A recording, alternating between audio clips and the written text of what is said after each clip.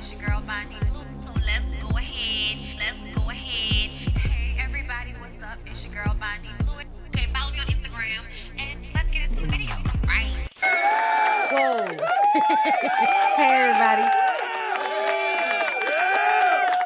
Okay, got my new robe on. What's going on, girl? We back for Real Housewives of Atlanta. It's season 17.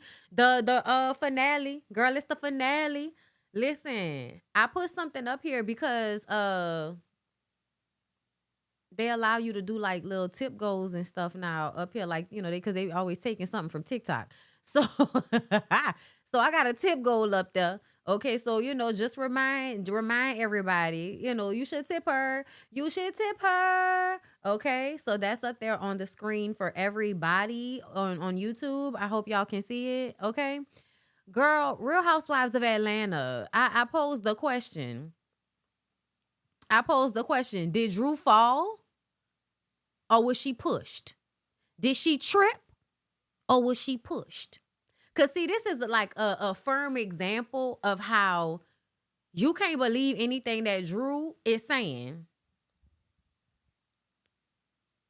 You can't believe nothing that Drew is saying. I'm sorry. She just like Portia. That's why she couldn't wait to run up behind her and become her little mini-me and become her little bestie, okay? So that they can shake ass on camera and sell hair together. Girl, I'm not mad at it, okay? Shake ass and sell hair all day, girl, okay? I'm from New Orleans. My mama was a hairdresser. If I don't do nothing, I'm going to support the girls that want to sell hair and shake ass, okay? However,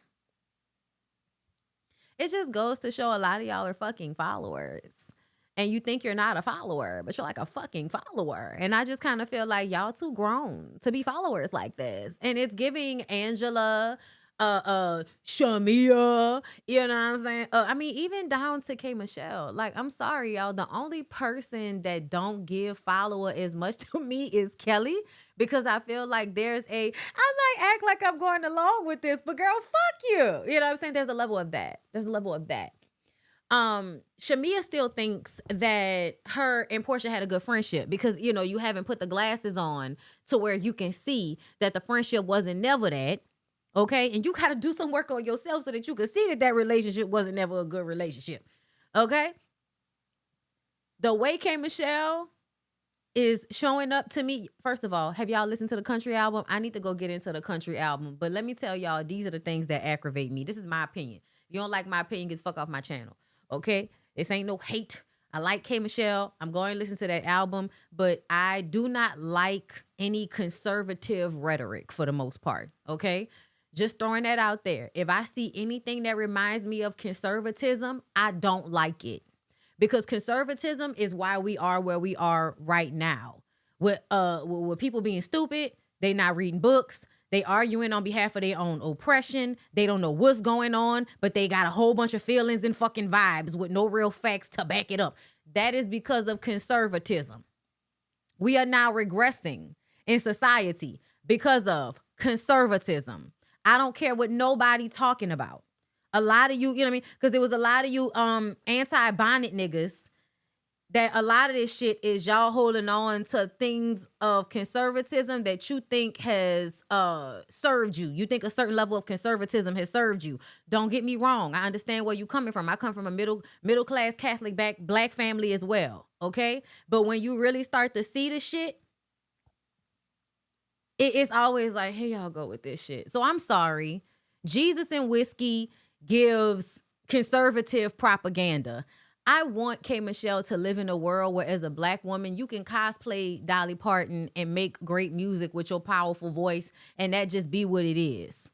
But the fact that it leans towards white supremacy is where I have an issue, because it's not that you individually want to, perpetuate white supremacy, but it is what happens when you have to fit yourself into the confines of this industry, right? That is greatly populated by people who are regressive, people who are conservative, people whose personal and political views are problematic to your existence as a black, and might I say queer, woman.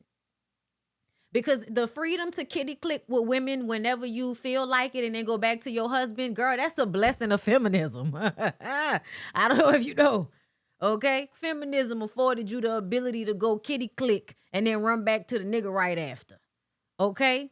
I didn't mean to do that. Where's my that's my notes, y'all. I got copious notes. All right? But I'm just telling y'all my vibes and my feelings. Okay? Conservative prostitution. Listen, I don't like it. I don't like it. I don't like it. Okay. But I do love like her being able to do her big hair, country accent. I drink and sing sad songs. Like, girl, I love that for you. But I just can't get jiggy with the conservative propaganda of it all. Child, that's another reason why like that whole Nara Smith conversation annoys me, because instead of asking is somebody really a trad wife, the conversation really should be, are you perpetuating conservative ideals in your fucking content? Because if that's what you're doing, and see, your conservative ideals lead to the subjugation of you, bitch, of you, colored woman, you, okay? And that just brings me to asking you hoes, who you feeling like? Huh? Who you feeling like? You not them people. It don't matter how much you try to wrap yourself in conservatism. You not them people. Who you feeling like? A white lady. That's what you're feeling like. You're feeling like a white lady. So yeah, I had to get that off my chest. Let's get into the show. Okay, one more time, applause.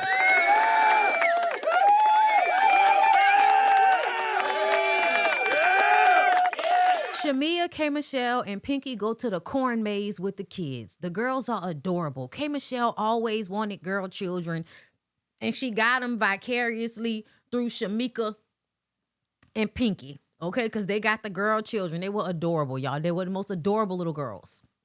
Shamika, like a true rich black woman's, okay? She got an elder black lady to help her with her children. We love that, okay? We love the rich peopleness of it all. We do, but we don't. We're going to get to that in a minute, but I'm going to tell y'all right now, that whole situation of Shamia being the rich lady with the old rich husband that paid some woman to have a baby for her so she could fulfill this need to give an old ass nigga in his 60s a boy child so that he can feel good and his community of Kenyans. Again, who the fuck is you feeling like? I'm sorry.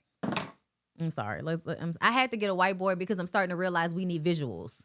We need visuals. I have to write things out for y'all sometimes. Not y'all, but y'all. Y'all know what I'm saying. Okay? Because sometimes it's like, if I could just do this and this. You know what I'm saying?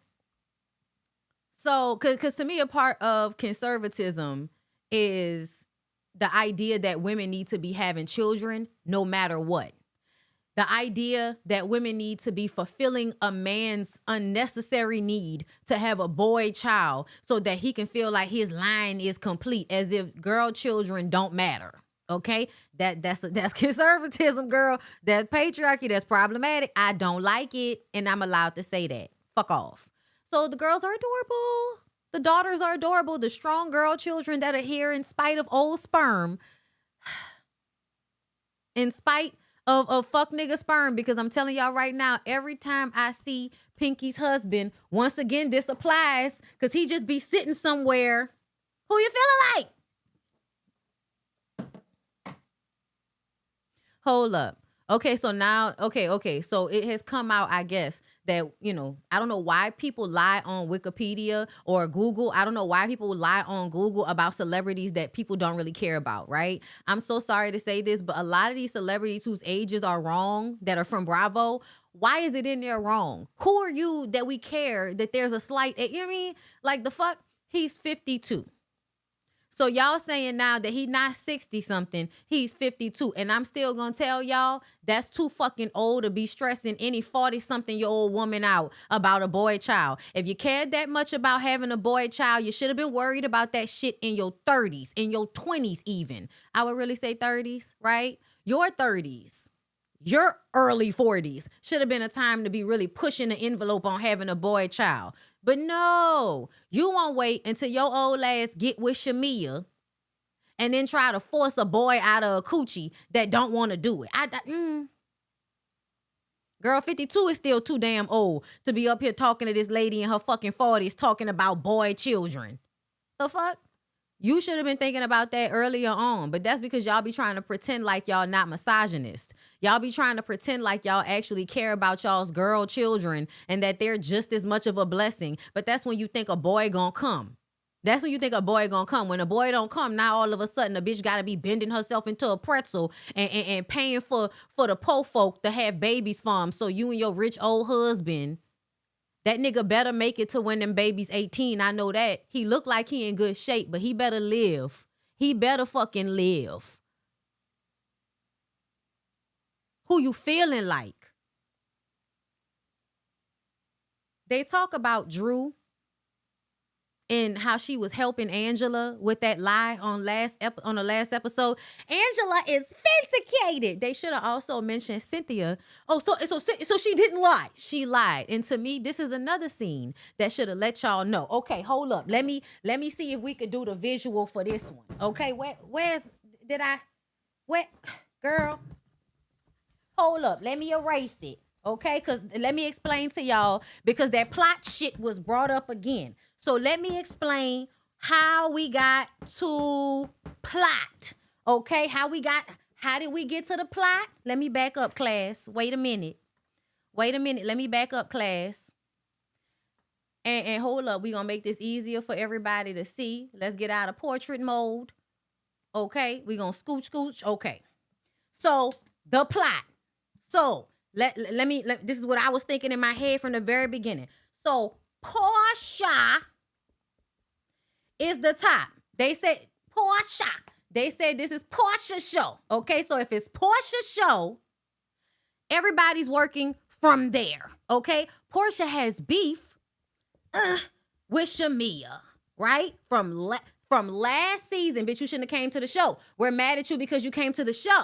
All right, so because Portia is the main person and she has issues with Shamia, that means the hanger-on, the less strong personalities, Cynthia.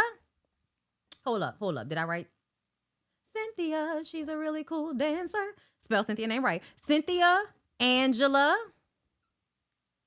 Drew, and then you got Pinky, and you got Kay,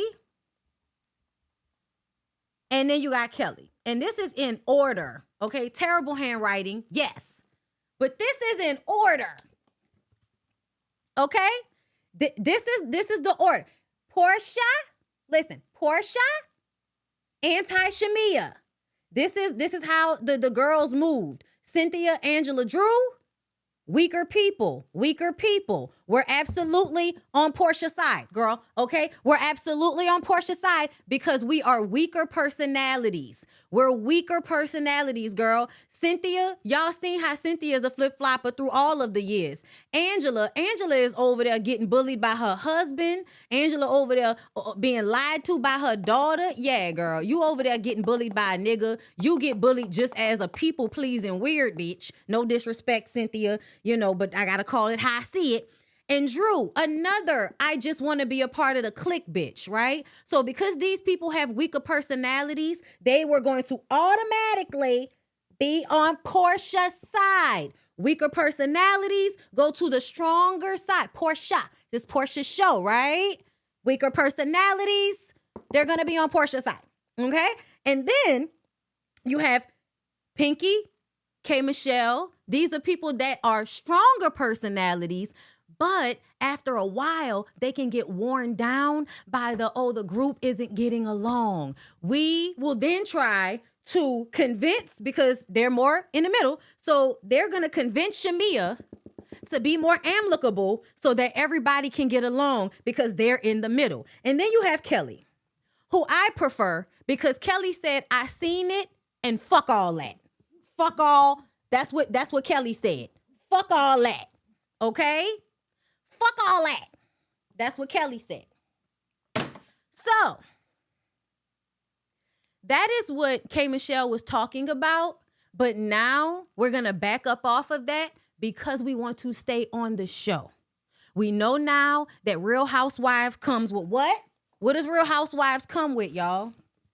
What does put the answer in the chat. What does Real Housewives come with? Okay, I'm gonna write it down, and I want to see if somebody gonna put it in the comments. Y'all, excuse me, shit falling all over the place. I don't have the setup for this whiteboard shit, but I wanted one. Okay, I'm about to tell y'all right now what Bravo has that K Michelle wants, which is why you do your best to get along with somebody like Portia, because this is about longevity on this show, and Portia ain't going nowhere. This is the reason. This is the reason. White women. Okay? Why would one want white women? Because they're a country music star. Okay? Hold up, y'all. I'm dropping shit. All right. Y'all like my robe? Y'all like my new robe, girl? TikTok shop get you every time. Okay? TikTok shop get you every single time. Okay. So now that we understand that K Michelle realized that, thank you, white audience. Thank you, thank you, thank you. Okay? White women. This is what K Michelle sees out of Real Housewives of Atlanta, which is why it's best to, oh, I love these ladies. I get along. Oh my God, we talk all the time, because this is going to get you the white women that are going to support your country music career. Okay? So for me, that's the reason why, Shamia, why can't you just be that happy-go-lucky person you were before everybody accused you of fucking all of Atlanta's, athletic auxiliary club? Bitch got accused of fucking every auxiliary athletic club. Child, they said Shamia fucked the people that do the walking. Okay, all of the niggas that walk. They said Shamia fucked them. Okay, the dudes that run, Shamia fucked them. The dudes that biked, Shamia fucked them. Okay, yes, Real Housewives of Atlanta equals album sales from white women. That's another reason why you want to be friends with Phaedra now, right? You didn't like Phaedra before. Now you like Phaedra. Why? Phaedra come with access to rich white women. Okay? I just want us to be clear on what's happening here, because everybody like to act like, oh my God. Because the way K Michelle was last night talking to Brisha Webb about something going on behind the scenes. Let me tell you something, Kimberly. If Shamika is doing something, shout out to the diva, shout out to Erica De Niro. If Shamika is doing something behind the scenes that you feel like is her throwing a rock and hiding her hand, next time tell us exactly what the fuck she did that was her throwing a rock and hiding her hand. Because this entire season has gone by and I don't feel like that's what I'm seeing. I do not feel like I'm seeing Shamia throwing a rock and hiding her hand. No, I feel like that's what Drew is doing. That's what Angela's doing. That's what Cynthia's doing. That's what Portia's doing, right? You're not doing that because you're going to be honest about how you feel. So I don't think you're being like that. I don't think Pinky is being like that. And I don't think Kelly is being like that because Kelly stands on rocks that she throws. Okay? So they talk about Drew helping Angela with the lie, talking about she's vindicated. Shamia got a fine from her HOA.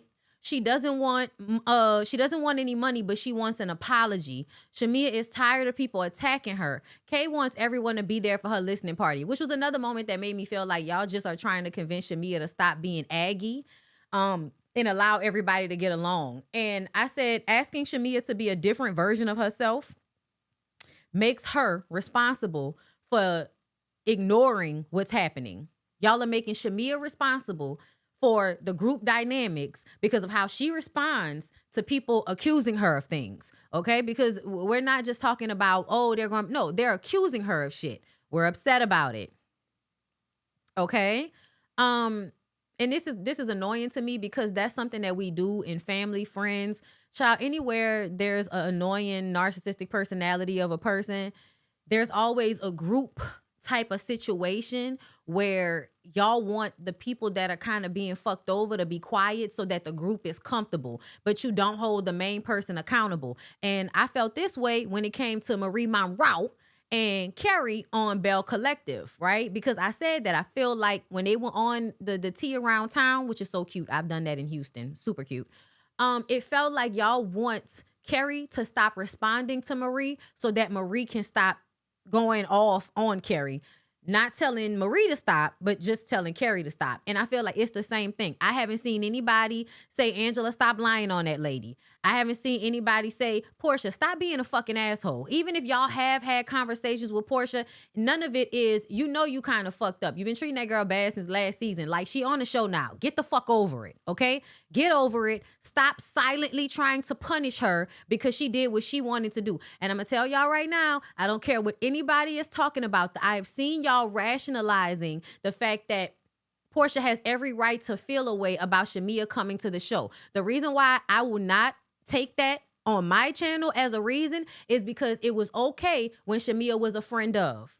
When you could use her on this show to bolster your own image, then it was cool. But when Shamea comes in and wants to take up some space for herself, now every insecure bitch on the internet all of a sudden understands, oh my God, when my friend tried to come and take my job. Like, girl, the Golden Girls should have been teaching y'all morals. Y'all don't remember the episode of the Golden Girls where Blanche actually got Dorothy a job at the museum, and when Dorothy started doing a good job, Blanche started hating on Dorothy and calling her a slut and all kind of shit. Bitch, you asked me to come work at this funky ass job and you mad because I'm better at it than you? Why did you think I wasn't going to be better at this job than you, Blanche? You get off on good looks and Southern comforts, okay? Like, why did you not think I wasn't going to do clerical better than you, bitch? But do y'all remember that episode? And what actually happened was the man was trying, the boss was trying to put something together to thank Blanche for all of the hard work she did, and Dorothy was in charge of putting that together because Dorothy is her best friend. So Dorothy is secretly putting together this whole event to thank Blanche, and Blanche goes in on Dorothy until they tell her what it is, and then she felt like shit. To me, it's the difference between somebody being like, you know, a psychopath and somebody being Blanche Devereaux. See, because I don't think Blanche Devereaux was a psychopath, okay? But I have my questions about Portia, okay? Because once your friend came on that season willing to betray her own common sense for you, the first moment that Portia should have known that Shamea wasn't trying to take her spot but was really trying to be there with her, like as her friend, was when she decided to go in on Drew for you.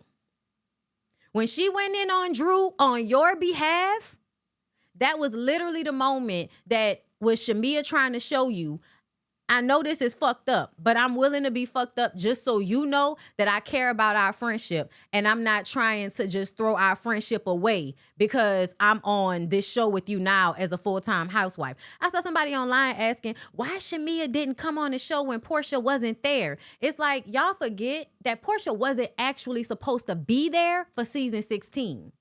Everybody forgets that. Portia was married to a man that had her put it in paperwork that she would not go back to work at Real Housewives of Atlanta. Y'all forgot that? I believe Shamea probably signed on to do season 16 without even knowing that Portia was going to be on the show, because Portia decided to hop on that show at the last fucking minute. But y'all still act like, you know, Shamea did something wrong for taking this opportunity.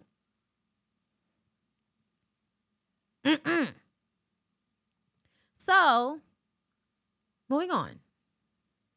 Drew and her mom. Okay, so did anybody else? It was a similar episode, y'all. Graduated thought. Girl, that's the same fucking episode. You know what I mean? The same moral of the story. Bondy, this situation is more like the episode when Dorothy started going to the same bar as Blanche. Another time, you invited Dorothy. You made Dorothy go out to the bar. Made Dorothy go out to the bar to get out the house. She go out there. She starts singing. Blanche get jealous. Blanche can't sing. She's scooting all over the fucking piano and then embarrassing herself and then running off. And Dorothy got to come running behind her to make her feel better about herself. And then, you know, they got to decide who's going to be at the bar on which days. And still, again, this is another example of somebody being insecure because they so used to them getting all the attention. But if you really being a good friend to your friend, let them have their moment to shine too. Let them have their moment to shine too, because in all actuality, if you're not insecure, it don't take nothing away from you. There was a whole bunch of niggas in that bar that was going to be able to fuck Blanche that wasn't going to be able to fuck Dorothy. So you still got your group, girl. There's no need to be in competition. Blanche got jealous and tried to pull attention away from Dorothy and Lil Cray. Exactly. Okay? And yes, y'all, that was fake. It's a TV show, but it's a great example of a similar situation where if the person is a good friend, even if they are an asshole, they'll come in later and apologize and realize that they shouldn't be trying to dim their friends' light so that they can feel good about themselves. That's what the Golden Girls was trying to teach you, bitches. Be better friends. Okay? That's why we were singing, thank you for being a friend. Travel down the road and back again. Her heart is true. You're a pal and a confidant. And if you threw a party and invited everyone you knew, you would see the biggest gift would be from me. And the card attached would say, thank you for being a friend. Listen, but they're not good Golden Girls on here. They're not good friends on here. You is not a good, oh, yeah. Say we made it from the bottom, now we here, girl. That's how you were supposed to feel, Portia. You were supposed to feel like, see, we made it from the bottom, now we here, girl. Ooh, oh, ooh, oh, oh, and everybody than you. New. The big ass. Yeah. Thank you for being my friend. Oh, Lord. You were supposed to be a good friend to the bitch. And that's how we need to get past this, right? Portia, next season, you're going to have to get over it. You're going to have to get over it. You're going to have to be happy kitty clicking with Patrice. And you're going to have to get over the fact that whatever happened between you and Shamia, you're going to have to get over it. I'm sorry. Shamia will happily get over the things you said about her and done to her. She will happily get over those things because she's still people pleasing. But Portia will hold on to this as if she ain't never done nothing fucked up to that lady ever before. Like, girl, you been fucking over that lady for years. You been being a bad friend of that girl for years. Okay? Drew and her mom go to see a new house, $1.3 million home, 7,700 square feet. The way she was looking when the lady walked out the house, it was almost as if, girl, this is too small. Her and her mom were like, ew, this little bitty closet. Oh my God, this little bitty kitchen. This is too small. Bitch, you're homeless. And see, this is why I don't like people like Drew. No disrespect, okay? Outside of talking to people like they fucking slow. Outside of that, the thing I don't like about Drew is that Drew will have lost custody of her kids, got kicked out of her house, and got to pay a nigga child support, but somehow found the time to go down to Kelly's restaurant to show everybody that it was closed as if we didn't already know that Kelly was going through a hard time. You went out of your way to me. You went out of your way to make Kelly feel bad about what she's going through in her marriage as if you're not also going through a similar situation. And that's why I don't like Drew. That's why I don't like Drew. Because out of everything that has happened, I haven't heard anybody run Drew's ass through the water like they should. Now, we'll see next season. Because I feel like people definitely going to be throwing up, oh, Drew, you don't even have custody of your kids, honey. Stop talking to me. Girl, you don't even have custody of your kids. Stop talking to me. Like, come on. Like, girl, got my baby mama acting like my baby daddy ass bitch. Like, I just don't understand people that got that much fucked up stuff going on in their life, but they got time to go and make fun of somebody else going through a hard time in their divorce. Girl, At least she didn't lose custody of her kids. At least the judge felt like Kelly was still the primary parent responsible for her children, unlike yourself. And I would never have thrown that in your face if you did not go so far as to make other women feel bad, like your situation is not fucked up. But back to her being in his house talking about it's too small, 7,700 square feet. Drew, I do feel like you one of them people that care so much about keeping up certain appearances, even though you act like you don't, you do. When it comes to having 50-11 assistants and shit, and you don't know whether people gonna get paid or not, but you got all of these people lined up in the scene to make it seem as if you this big person that need all of these fucking people. You got all of this help, but you couldn't make sure your kids got to school on time. And I still believe that was some bullshit that Ralph set up. Like, I'm still believing, regardless of what has happened, that is probably more so Ralph taking advantage of the court system and abusing you with the court system. And that's the reason why I don't like the fact that you did that shit to Kelly, because that's the same thing that Ralph has done to you, using the court system to really fuck over you. Got you kicked out the house and got custody of those kids.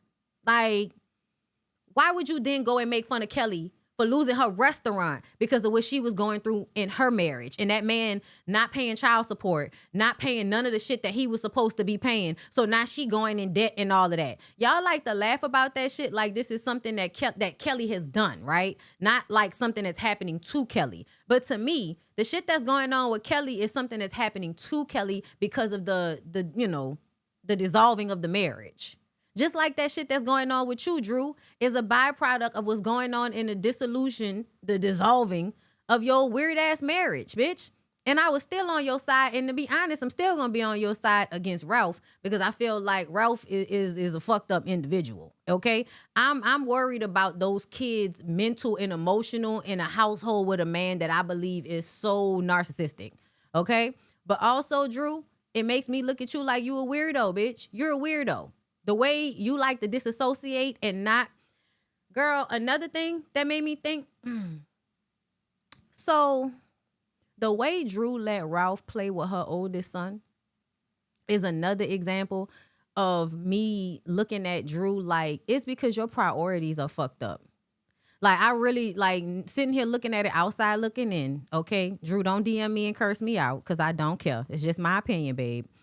But I really do feel like she has a hard time staying in reality, like as it pertains to what you need to do, who you are, what you actually have. It seems like, again, delusional. Bitch, you delusional. You're delusional. You're delusional. And I think your being delusional is a part of the reason why Ralph was able to do the things he did to you with this whole court situation. But the times that I think about how she was willing to betray her child for Ralph, and I will never forget her sitting up there telling Sonya Richard Ross that she need to have a baby because her husband wants her to have a baby. Y'all, I'm sorry. That's still one of the sickest moments that Drew has ever had on TV, is when she said that. Now, mind you, Sonya Richard Ross then had 2 more children since then. I believe now she got 3 or 4 boys.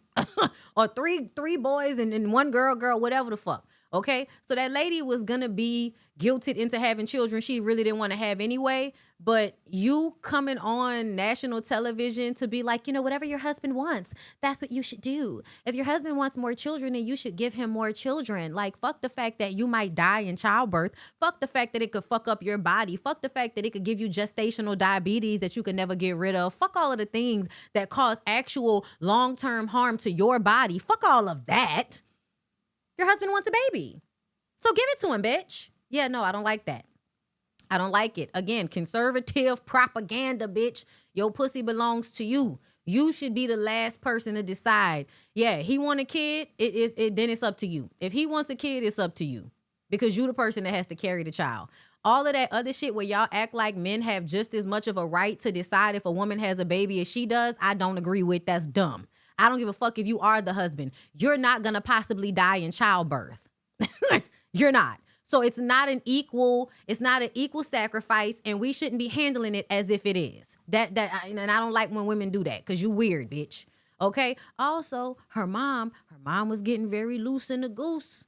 Reminds me of how all you church women like to pretend to be virtuous until it's time for some liquor or some dick. And then all of a sudden, everybody is a party girl.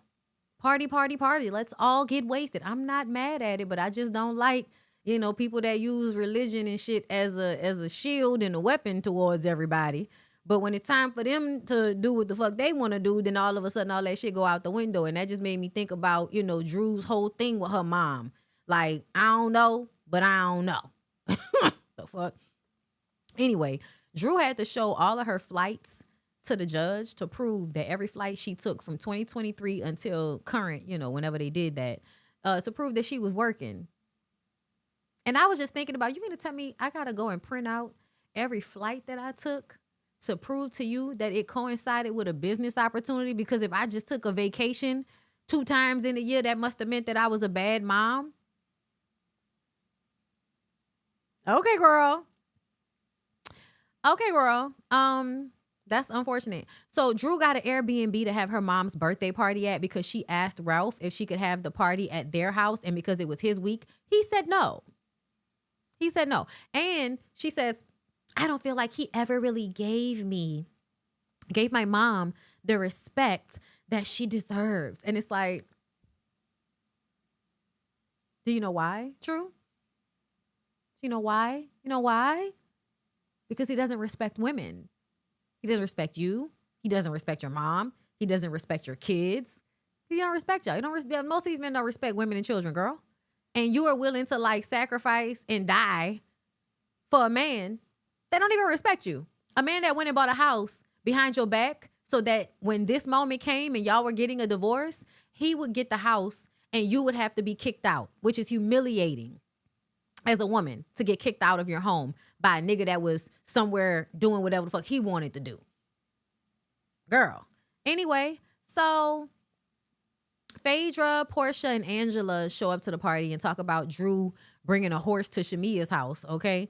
And discount Jay-Z and Beyonce. They was on a run, said Portia. Drew says he apologized for standing her up, but they haven't talked. Once again, I don't, like when Drew says certain things, I'm confused. I would really love for that, that entry-level stud nigga, I forgot his name, but I would love for him to come and tell us, did he actually stand her up or was she late as hell and he left? Because when we heard Walter on the phone, Walter said he left and you were walking towards somewhere as if you were running late. You got there and realized that the nigga left. So when she keeps going around telling everybody that he just left her hanging, I was just like, this is another moment where I feel like Drew is lying for sympathy and it don't even matter. Terry. Yeah, that's his name. Terry. Okay, girl, listen. Why? That's funny because that reminds me of one of my favorite movies. One of my favorite 80s movies is, what's the shit? Not just another. The one where the girl goes to another school and pretends to be a guy so that she could get in, into this like journalist program or whatever. Like she wrote a paper. It was really good, but because the older men at her school are creeps and they don't value women in journalism, they didn't care about nothing she was saying and they were just sexualizing her. And so she went to the opposite school, I think her brother's school, and then went as a man so that she could get into the, this program and her paper would actually be listened to. Right. And her name was Terry. Do y'all remember that movie? That's one of my favorite movies, girl. I love that movie. Also because that white lady was real cute when she went mask. Okay. Even down to just short haircut. Just one of the guys. Thank you. I don't know why I wanted to say just another girl on the IRT, but that's not it. Thank you. CS. Thank you, girl. Just one of the guys. That's the movie. Girl, that's my movie. Some of the first movies that I bought on Amazon Prime because they was some of my favorite movies growing up in my top 10. Anyway, moving on. She said that he got Shamia's address from Walter. And I'm like, is Walter your manager? So your manager gives out the personal address to your friends, to anybody that will ask? I don't believe that, Drew. I believe that you finagled that whole situation. I think you had Terry show up there with a horse. I think you told Terry what you were going to be dressed like, and we're all going to put it on Walter as if Walter gives a fuck about you and Terry being together, girl. If Walter wants you and Terry to be together that bad, I would start questioning Walter's motives. What type of money are you getting out of throwing this nigga on me? Because what is happening? Okay? Angela believes, because, you know, again, with them lying for each other, right? Angela believes the man got the horse on his own. Child, Drew don't know what's going on, just like we don't know what's going on. Girl, please. Girl, please. Drew know what the fuck was going on. The hell? Y'all really gonna sit up here and talk to us in a confessional, Angela? Like, you really believe that Drew didn't know that that man, Terry, was coming dressed as Jay-Z with a horse for her Beyonce Cowboy Carter costume? Anyway, Angela believes that. I believe that Angela is full of shit, and what we've decided to do is have an alliance. So if I'm lying about something, back me up. I think Phaedra does it with Portia, and I think Angela and Drew are doing it, and I think Cynthia does it for Angela. I think Cynthia does it for Portia. If I'm lying about something, back me up, okay? Drew tells them that she asked to have her mom's party at the house, and Ralph said no, and Black is coming as a surprise to her mom. This reminds me of when women try to like make the men that they're dating a father figure to their kids. It's not the same situation, but it's like this forcing of a relationship between people that don't really know each other, right? Like, it reminds me of when the women are fucking with a nigga in jail, and so they be on the phone all the time, and so they'll have their child sitting up there talking to a nigga in jail, right? And so their child creates this emotional dependency on that person. To me, that's low-key the same thing as you sitting there talking to Black via FaceTime most of the time, and then have your mom in the background, have him talking to your mom, and now him showing up to your mom's birthday party is a surprise for your mom. When he walks up to your mom is like, oh my God, he's a real person, meaning that the lady don't know him like that. And you're overdoing it to make him at this party make more sense. Did anybody else notice that? Did anybody else notice how she tried to me, that was another signifier that I'm standing on what I felt about K. Michelle not lying or over exaggerating Drew trying to force this situation with Black and her. I'm sorry. Girl, I'm going back to the very beginning, and I am standing 10 toes down on the belief that Drew was trying to make it seem as if K. Michelle had more of a relationship with Black than she really did, especially after seeing the way she tried to do this shit with her mom, talking about he's gonna come and surprise. Girl, why the fuck would Black, a man your mama ain't never met in person, be a surprise for her at her birthday party? And then you saying that y'all just friends, y'all not even really dating like that. Y'all live in two separate places and y'all barely even see each other. But he's coming to the party to surprise your mom? To me, it is another case of trying to like force intimacy, right? Trying to force intimacy. And it's just weird. Like, what is the point of this? Because you keep telling us you're not really fucking with him. So it's just, girl, I felt like it was weird, okay? I almost feel like she might have had him show up there, seeing, like, hoping maybe that K. Michelle would come. I don't know if she invited K. Michelle to this event, but it almost felt like you might have invited him thinking that K. Michelle might be there so that y'all can have this forced interaction that would tie up the storyline. Okay? But anyway, girl, another person that was there was Dr. Ken. Girl, the way Dr. Ken was over there all on Phaedra, I said, let me tell y'all something. There is nothing worse than a man that don't know how to hold his creep in. Like, hold, I know your creep wants to come out, but hold it the fuck in, okay? Please hold your creep in. That's why I tell y'all I can't be trusting no man that wear Beijing. Because what the fuck is you trying to hide? You're trying to hide that creep. That's what you're trying to hide. And then he turns around and offers Portia help on her next marriage. Yeah, come to me with your next marriage. Portia, several times throughout this episode, drew reference to the fact that, you know, I just go from marriage to marriage. No, you don't. No, you don't. Simon goes from marriage to marriage. You were not married for a long time before you decided to marry Simon. Simon goes from marriage to marriage. You had a whole bunch of random fucking relationships in between Cordell and Simon. What are you talking about? Girl, not you trying to destiny swap with Simon. Talk about I just go from marriage to marriage. No, girl, that's Simon. Okay, the fuck is you talking? Girl, you definitely destiny swap with Simon. Now you from marriage to marriage and you living in that man's house. They said you paying off that man debt. Girl, you destiny swapped with Simon.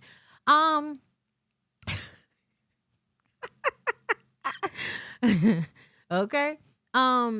Drew performs her new song, Happy Birthday, which is basically a song for her mom. Portia posted it on her Instagram page last night. I was like, oh, look at the performative support. Okay. Phaedra preps Kelly for court. They filed motions to get the rears on child support that her husband has not paid and to get the children to be able to film with Kelly on Real Housewives. So Kelly says that she hasn't talked to her ex in years, which is wild when you think about the fact that they've been fighting in court for so long. And then Phaedra gives her a bra because apparently Kelly never wears a bra. And I'm like, really? You don't wear a bra? I would have to have titties that didn't, you know what I'm saying? Titties that didn't lean, right? And when I say lean, I mean like the titties would have to be like so that they don't hang and like, you know, to this part right here. Y'all know what I'm saying? Like the titty would have to be here, and then this area of the titty, this under boob, would have to always have air in order for me to be rolling around with no bra on. I know she probably got her titties done. Maybe they sit up really good because she got them done. But the way double D's and shit be working, I can't have no bra on because then the bottom of the under boob is gonna start sweating and shit, right? So yeah, I was just like, with those titties, no bra. Girl, I feel like I would need a B bra. I would need a B before I could be out here with no bra on and feel, you know, like the sweat not rolling down my belly and all of that, girl. That's too fucking much. But you know, power to you.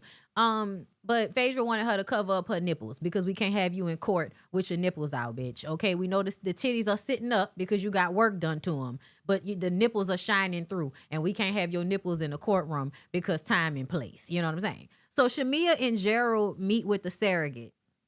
Y'all, before I came up here, I saw I don't know if y'all saw that story that's going around on social media about the surrogate that basically left and went to Texas to hide from the parents who want her to abort the pregnancy because the baby has some type of issue that would cause them to like constantly be needing medication and stuff like that.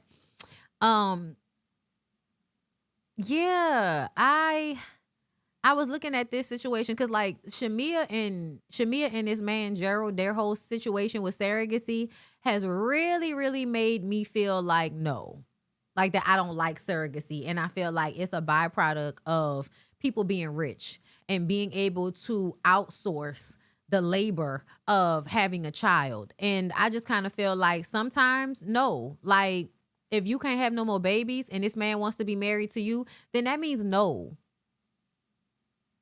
To me, God would be trying to tell you something. No, no more. That's enough. You have enough. But no, you want to go and try and use your umpteenth fucking embryo so that you can have a baby. And she did put it out there that it worked. At the end of the episode, we found out that the lady got pregnant. I hope the lady has a healthy pregnancy and they have a healthy baby and they have whatever it is that they want. But it reminds me of the classism and elitism of being able to buy another woman's womb, right? Because I just feel like it's such a difficult situation, like to act as if emotions won't be involved, right? In a woman carrying the child. I feel like the way people have tried to commodify and separate those things, I don't know if I feel like that's healthy. Also, you know, Gerald is like, oh, we're so thankful for this, you know, thank you so much, and then walks out the room. Then she FaceTiming her parents so her parents can be a part of it. And then it turns into therapy for her. I love my husband and I just really want to give him what he wants. And this is what I be talking about when I say y'all get with these old ass men with money and you feel like you have something to prove. You feel like you have to prove that you are worthy of the life that you're living. And I just feel like, no. First of all, Shamia just by herself is beautiful. She seems to be a kind person. She's always working. She's not a gimme girl, right? So I feel like her having all of the qualities that she has as a woman means that you found a woman that you wanted to marry for all of her great qualities. She doesn't need to prove anything to you. She just needs to show up as who she is. But that's not how Shamia comes off. Shamia comes off like somebody that's desperate to keep tally of things in her mind so that the person doesn't abandon her, right? And I will always go back to when she told Kelly, oh, that man spent $70,000. That means you got to give 70,000 blowjobs. I'm aware she was being facetious, but the thought pattern is the same. He bought me something, so I have to give him a equal amount of sex or admiration because I can't just get those things freely in this relationship. Right? Because getting things freely would mean that you weren't thinking about how you need to pay him back every time he does something for you. And she is also a great mom. Exactly. But I feel like that's something that's put into a lot of women's minds. I mean, it was in my mind. I would jokingly say stuff like that. Like, oh, if you go get me this, then I'll do this. Da, da, da, da. I don't do that anymore because I'm really, really grown now. Like, I'm really, really grown now. And I'm not doing nothing I don't want to do. And if you don't want to go to the store for me, then don't go to the store for me. I'm just going to go myself then. Like, it's fine. But I'm not offering head for it. And that goes to paying for shit. I'm in a marriage and a relationship with somebody. Why the fuck do I need to be giving you sexual favors every time you do something for me? That's no. Like, to me, it's Gerald's job to financially secure you and buy you the shit that you want to have. Like, that's his job as a husband. Why should you have to be proving you're worthy of that? And that's what I feel like she's doing. And I don't like it. I just really, really don't. Portia has Sway over. When I tell y'all, I can't stand these scenes with Portia and Sway, y'all. And it is because Sway literally is like a lighter version of one of them ex-hoes that I used to be with, okay? And when I tell you all the little mannerisms and shit, like I be looking like, it's Patrice from Florida? Like, I know she living in Atlanta, but it's Patrice from Florida. Okay. Remind me. Damn. That's strong. Patrice remind me of some people I used to fool la la around with, okay? And I was just like, it's such a funny thing watching their scenes because I actually enjoy them. Like, I know people think like, oh, it's a Portia hate train, but that's because y'all are stupid. I don't hate anybody, especially not on a reality TV. You haven't actually harmed anybody for real. And fucking a nigga ain't harm like that, okay? Fucking kids is harm. Fucking a nigga ain't no harm like that. But bitch, stand in it and stop trying to treat other women like they hoes as if you not a hoe. That's my only problem with Portia is that Portia refuses to like actually be empathetic to anybody but herself. Unless she's using it to manipulate you. And then she got empathy for people when it makes her look good, when it just makes her look like a nice, sweet person, because you can only be so fucked up before people start to notice and stop liking you just because you're pretty. But I love the Sway and Portia scenes because I very much identify. No, for real. When you watch them together, you just be smiling. Like when she was like this red hair doing it, huh? Yeah, I was like, right? Because listen, a problematic stud loves a burgundy hairstyle on a bitch. Do you hear me? Problematic studs love hood girl aesthetic. They may not want you to be a hood girl if they've actually grown and evolved as a person. But there's like a group. Y'all let me know the sapphics out there. Y'all know about these studs. They might have a good job, but they love them a woman that needs them in some capacity. You know what I mean? And so they play up, like everybody plays up these, heteronormative roles in the relationship. And a lot of times that should be toxic. But I wanted Portia to choose Sway, okay? Because I felt like Mike is a fucking actor. And I didn't like Mike when he was on Ready to Love. So I absolutely don't want you to be in no relationship with this nigga. That don't feel real, not even a little bit. I honestly don't feel like, I feel like Portia got two people from Country Wayne to come on and be her partner. And I think that she picked two people she was genuinely attracted to. That way, I'm picking from people that want to be on TV. I'm picking from people that, you know, kind of are getting something out of this situation. So they're going to want to show up because they want to be on TV. But there needs to be like a actual real physical attraction in order for it to be real in the scene. But we're producing it. And I do feel like that's what she did. I don't think that, you know, it's going to make it last forever with her and Sway. I don't. But I also feel like most relationships don't last forever. So that's not really shade to them. That's just, you know, call it how I see it. But they cute. They real cute. I like it. I like how it looked when they walked into the party together. And you know, Portia was very like, you know, yes, this is my girlfriend. Yes, I am in a committed relationship with Patrice. I was like, come on, Patrice. Because once I had found out that Sway's name was Patrice, I had started calling her Patrice too. Because I love calling a stud by their real name, especially if it's a good black lady name. You know what I'm saying? I don't know if y'all have ever seen the videos where the studs give you their stud name and then they give you their real name. Girl, I love those. It's hilarious, okay? What's your stud name? B Rocker. What's your real name? Brandy. I'm using that as an example. Y'all know that was Brandy's rap name. Anyway. So Portia and Sway basically have the conversation where they decide they're going to be, you know, with each other. And lesbian gonna be a problem, like that man said. Let me tell y'all something. I think that says a lot about how real the shamans in other countries are. Because this is like the second time, not the second time, it might be the third time. Well, no, it's the second time where a cast went out of town, sat with some form of indigenous shaman, and got their fortune told, and their fortune was right. It happened in Atlanta. And it just, you know, and it happened with Portia when she went on the Ultimate Girls trip and they told her that she was going to have problem with lesbian. Okay. And now guess what's going on? Problem with lesbian. Because apparently Mike had a problem when he saw Portia and Sway all hugged up on Instagram. And Portia was like, I did not do him right in that situation. I had to make it up. I'm like, y'all are acting. That man knew that y'all wasn't really together. He didn't really love you. It wasn't none of that. Y'all was attracted to each other and there was a possibility that it could shake. Mike was gonna say he loved you because, girl, it's beneficial for him to get with a woman like you. He don't have to really be into you or really love you. But if he tell you that, then this is a new nigga that wants to be on reality TV on Bravo. Ideal. So it was really what person is actually going to win the opportunity to get coochie and a job at the same damn time? And I'm going to tell y'all, most of the time, a nice looking stud is going to win. Period.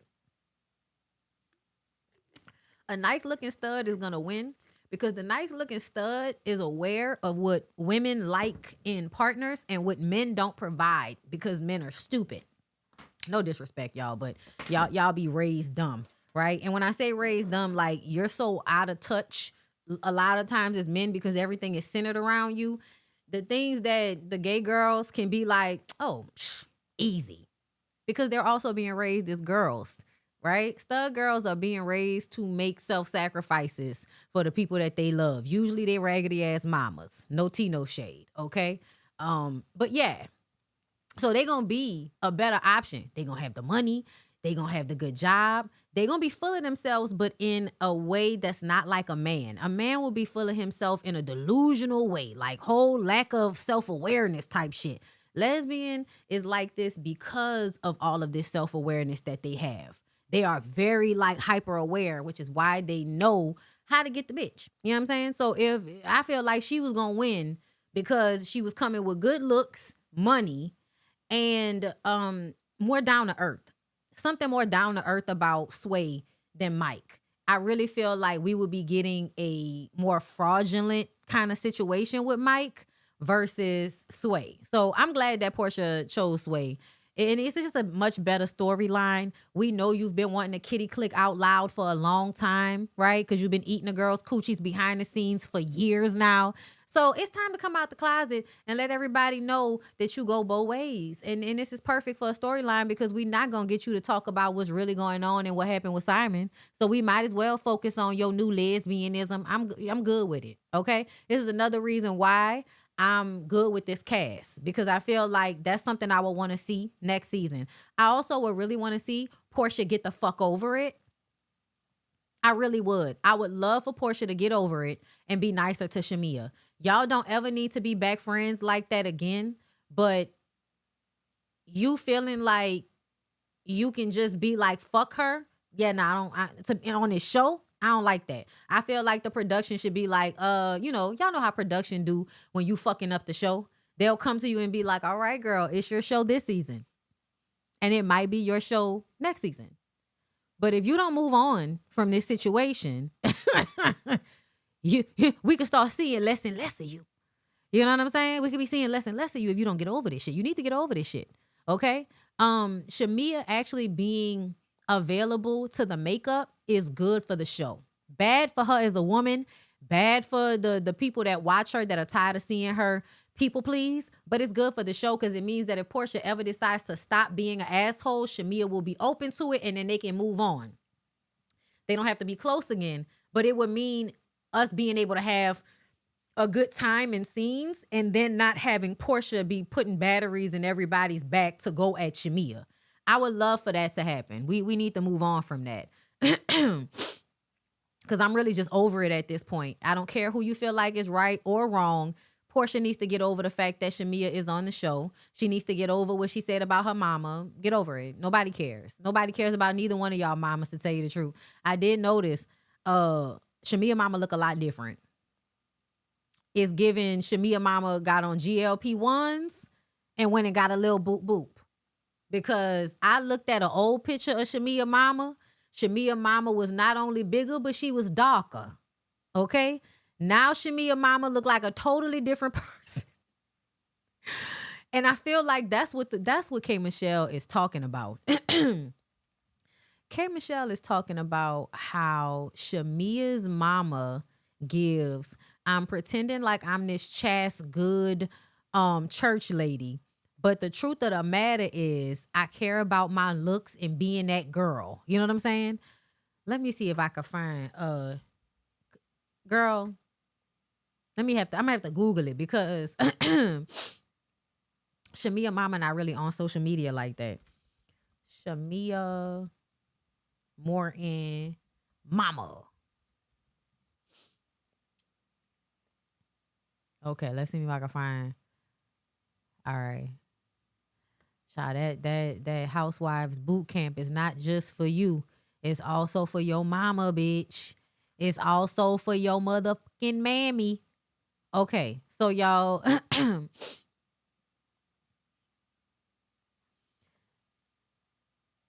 this right here is a while ago. This is what she looked like the last time I feel like I really looked at her mama. Okay?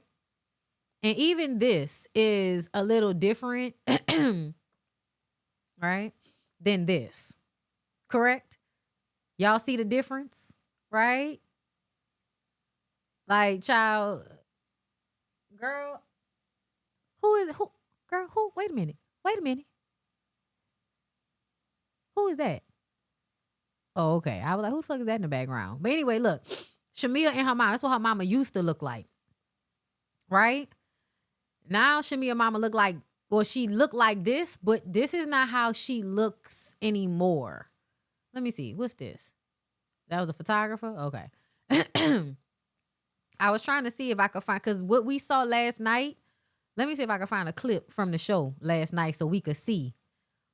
But I'm like, I don't know what Shamia mama did, but Shamia mama looked like she could be Kirk's daughter's mama. Y'all know Kirk Frost, right? Kirk Frost's daughter who boyfriend and all of that situation happened. Y'all know what I'm talking about? She looked like her. I was like, damn, that look like Kirk daughter. Let me see if I can find. Yeah, hook me up. Yeah, hook her up. All right. That's cool. Oh, okay. Well, finish the bottle then. We toasting to dating exclusively. Anyway, can we talk about y'all two, how beautiful that was, that moment? It's crazy. Yeah. It was beautiful. No, she more crazy. It's crazy. You don't think you're a little bit crazy? I mean, I can tap into it if need be, But I still don't understand why we. Drew, you be picking. You be doing stuff. Not you be picking. You be stirring up the I pot. let you move on from it because we never talked about what I You be did. stirring up You the said it was pot. a scheme and you didn't feel safe. I know exactly the whole plot. You be doing stuff just like you tried to imply that I knew that man. Well, you did know that man. You know. Tell me how I know that man. When you saw him on my You phone, definitely did. Even your before I met reaction you. was Okay, like, maybe it you wasn't know, this one. Was it the other one? Let me see. I'm trying to find the clip where we could see her mama at the party. The beautiful and talented. Cause her mama at the party, I feel like you could really see. Come on, Peja. You want to take a photo with us? Child, the way they went to take Drew is here in spirit. Oh, Child, the way they went to take a picture and ended up arguing was hilarious to me. Damn, I don't know where it is in this clip. Heavenly Father. Damn, let me see if I can find that video call. Very special. Yesterday was definitely interesting. Yeah, I was like, wow. Yep, nope. I'm sorry, y'all. I thought I could find that clip from the episode that showed her mom, because her mom looked real different. Her mom was standing behind her. You do shrink, but the size difference that I saw was even different from that picture I saw from, and I mean, a lot of people been doing that, y'all. Y'all know a lot of people, if they was a mid-sized sedan their whole fucking life and now all of a sudden they turn up thin. Don't need too much. Girl, I don't know what you think happened. Okay, I don't know what you think happened. But it's highly likely for a GLP-1 to be nary around there somewhere. I thought that was Shamia's sister with her at the party. Was that the sister? Cause damn, she looked just like the mama. I thought that was the mama and had got a little boop boop. I thought I saw her mom there though.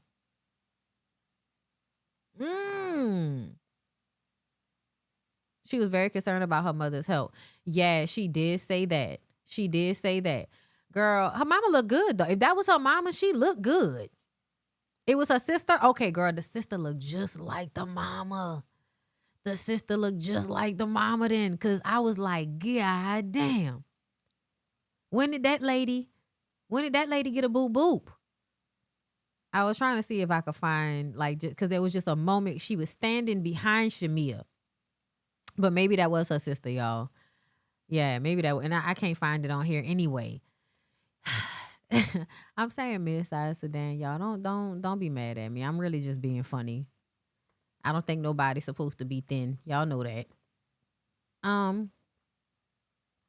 Not supposed to be. If you are, great, but supposed to be is another thing. Yeah, she said it on her Instagram. Damn, what a GLP-3 do? I mean, I don't know. What's a GLP? I'm trying to figure it. I thought it was a GLP-1. Yes, it's a peptide, works faster than GLP-1. Girl, I know you fucking lying. Not the one that worked better. My God, on today. That was the sister. Okay. Cool. How she looked just like, but you know what? She do look just like the mama. When they was in the kitchen that day, she looked just like the mama. That's crazy. That she looked that much like her mama. Like, yeah, they look alike, but baby, Shamia's sister looked just like her mama. That's also like funny because of the way K Michelle's sister looked just like her. And when she walked up, they was like, wait a minute. Like, wait a minute, bitch, who is that? Yeah, I thought I saw her mom and her mom look smaller. This is why I thought, because, yeah, like, and this is old. Like, this picture look old. But that's who I thought I was looking at, but I know she had looked different, and I was like, is that her? But tell me that the sister don't look exactly like the mama in this picture. Like, the sister right now look just like the mama in this picture. Girl, Diane going to get whatever surgeries that she got that, make sure her and Portia got the same size ass. I'm on a GLP-1 because of my PCOS. It makes me feel so much better. Good for you. Good for you, girl. Listen, I know y'all think I just be up here judging people. I do, but not like that. Like if it's if it's good for your health, if your doctor gave you that shit, yeah. But y'all know what I'm talking about. I'm talking about the people that's buying it off of fucking TikTok. Y'all know what I'm talking about, okay? But yeah, girl, I still wonder, like, is Shamia mama, a hot girl? Because that's what it give. It give that Shamia mama might be a hot girl. And she had to have been a hot girl if she was friends with Portia's mama at one point. You know what I'm saying?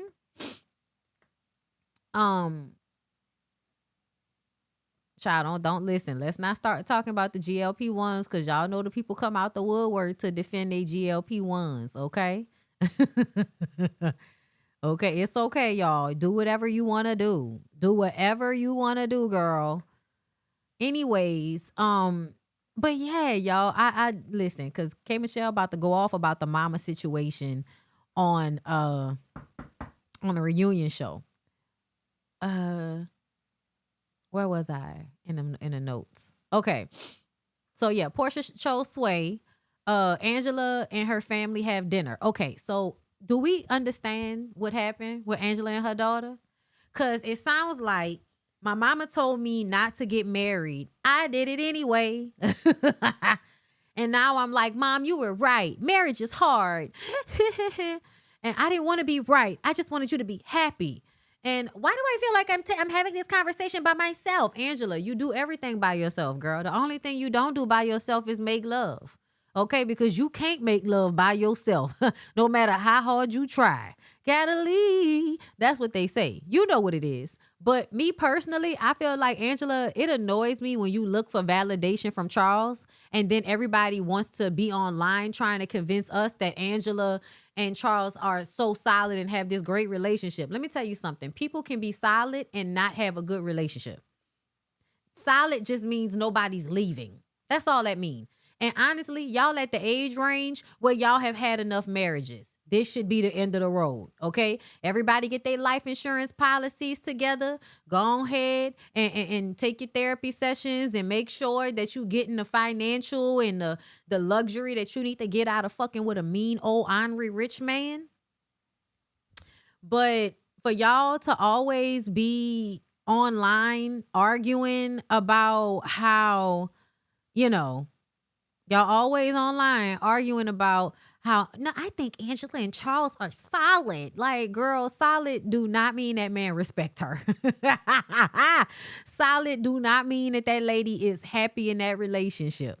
Okay? It doesn't mean that she's being emotionally supported. None of that means that. Okay? So for me, I just kind of be looking at that situation with Angela and Charles, like, no matter how much y'all try to perform, like he likes you and y'all are in a better space and all of that. I just think he's an ornery ass old man. And there's a level of self-sacrifice that it takes to be in relationships with men like that. But they financially secure you so that you can be losing properties and running out of money. But then you can tap into his and throw the shit in Kelly's face because Kelly got a divorce. And instead of staying with her husband, they talk to her crazy.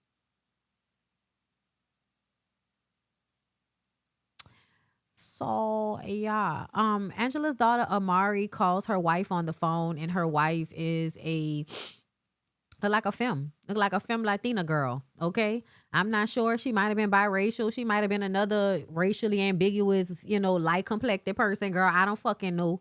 But what I know is she's like, it's so hard to pull her away from her schooling and da da da da. I don't know what's going on in that relationship, but y'all making me feel uncomfortable. Amari and her wife, I don't know what was going on. I don't know why we had to have a FaceTime conversation and Angela crying because she didn't want to tell me that you got, girl, what is going on? Like, what's actually happening here? Because we're all confused. Charles is like a decoration for Angela. He just be there. And I think he knows that. She is just glad he hasn't run and his knees are too bad to run. Not solid and terrible. Look, good and terrible. Yes, absolutely. I believe the children are our future. Yeah. So I don't know what the fuck is going on. I wish we knew, but they needed to tie up the season, and that's what they did. K Michelle has her listening party. Shamia brings her HOA bill. So is this the shit that K Michelle was talking about when she said that Shamia will throw a rock and hide her hand and you play a part in it and all of that type of shit? Is this what she was talking about? Because this was a moment that you could have not. I'm not gonna lie. You could have not, Shamia. Cause at the end of the day, you wasn't looking for her to pay it, right? You could have just had a moment with her where you just jokingly said, next time you bring an animal to my fucking house, you're gonna be paying for the bill, bitch. Okay? Next time you bring an animal to my house, if I have to pay to get shit cleaned up off my driveway, you gonna be giving me my money back. And we know you can't afford it. Okay? But just be mindful next time I invite you to something. Don't be inviting no niggas with animals to my house. Don't just be giving out my address to random niggas that you ain't even really met yet. Because you act like you don't know Terry. You ain't never really been on a date with him. You don't know him like that. But want to know him. Tell your people don't send out my fucking address randomly to niggas that's going to come to my house with livestock. That's how people get sick, randomly being around livestock. We don't know if your livestock is safe. But I got kids and you got your livestock that could not be safe shitting on my lawn. The fuck is going on?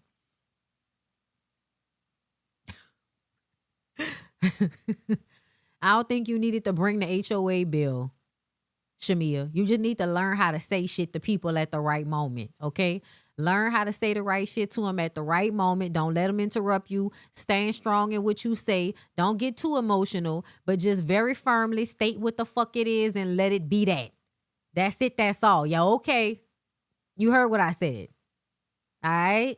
Because that was some weird shit. I don't even fuck with you like that for you to be inviting people to my fucking house. The hell? Okay? And then Drew calls her performative, which I thought was hilarious because even though Shamia is performative, Drew, nobody's more performative on this show than you. Nobody performs more of their personality and the things that they say and all of that more than you. The only other person that I think performs just as much as you do is Miss I Remember My One-Liners, Angela. Okay? Phaedra 2.0. So Drew says, I did not ask for this. Girl, yes, you did. Kelly and Pinky are laughing, which is hilarious to me. The way Pinky and Kelly was just laughing the entire time this conversation was happening, I loved it. Portia says that she wasn't right for letting Mike find out on the internet about her and Sway. Angela had some fans finally made, but they weren't quite ready. They had a strong motor, but they almost snatched Portia's wig off. Okay. Then all of a sudden we see some folks strolling out because K. Michelle will always remind you that she is a part of the Divine Nine, okay, Delta, Sigma Theta. And she came through with a little bit of homage to that. And then she came on stage and performed, which I thought was hilarious, right? This mixing of black conservatism with white conservatism. Because that's all I could think about. You HBC, you conservative bitches. That's what I was thinking about. Anyway, girl, y'all know what be funny? Like when people be talking all of that shit on the internet and then you go look at they face or they Abby, like a girl who was talking about, I told y'all not to get them vaccines and I'm glad I didn't get it. I trusted God. And then she was like in a picture with her ass up to the camera in a mini skirt on a balcony. She looked like she was on a balcony in Florida somewhere with her ass to the camera. But God told her not to get a vaccine. And everybody was like, but did God tell you to get the ass injections though? Did God tell you that it was okay to get the ass injections? Or did you trust when the scientist told you that this was going to make your ass bigger? But you didn't trust when the scientist told you that this was going to keep you from having, death upon catching COVID. No? Okay, girl. Okay, girl. Anyway, so Portia comes in launching Sway as her girlfriend. Portia says that she wasn't right, but letting Mike find out. I said that. Hold up. Where was I? Okay, yes. We're singing about Jesus and whiskey. So alcoholism and patriarchal gods. Yes. Everyone gets on the mic. It's real cute. Nobody can really sing. And it really lets you know that when it comes to singing, no, none of y'all are as good of a singer as K. Michelle. Y'all are not. I'm sorry. This is the moment where this is a contest. And it was funny because Portia might have had the strongest voice. No, it wasn't Portia. They made it look like it was Portia, but it was Pinky. Pinky had the strongest voice on the mic besides K. Michelle. But Drew and Shamia, as the people that always want to sing, there was no getting it up in through here. They didn't put no stink on that motherfucker. They was supposed to sing that shit like their life depended on it, and that's not what happened. Okay? They was supposed to, I'm talking to the priest, rough anime, the high priest, and everybody out there in the universe. What I'm saying is wrong. Tell me what to say, because I want to be made over. Okay, you got to be out there singing like a man. I'm singing like a man. But I was like, no, because Portia can't sing. But I was just like, damn, why none of y'all, this is when K. Michelle steps out as a stronger vocalist because her voice is so strong. And I love that because I miss singers that actually had strong voices. Last night I was scrolling on TikTok until an obscene, hour, like 4 a.m. for no fucking reason. And it was, at night on TikTok, people start sharing music and music videos. And girl, I got into a Whitney Houston live performance. Bitch.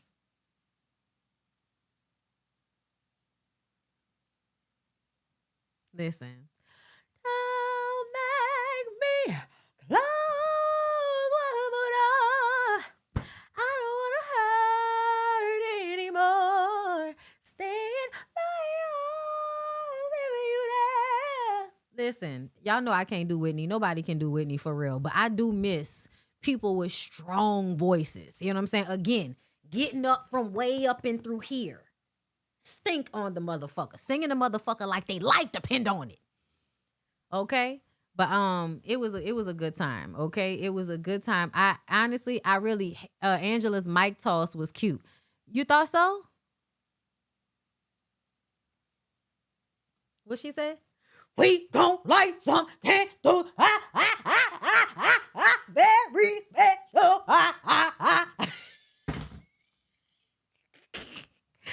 I felt cringe. I felt secondhand embarrassment. I was glad everybody else enjoyed it. We gon' want some honey.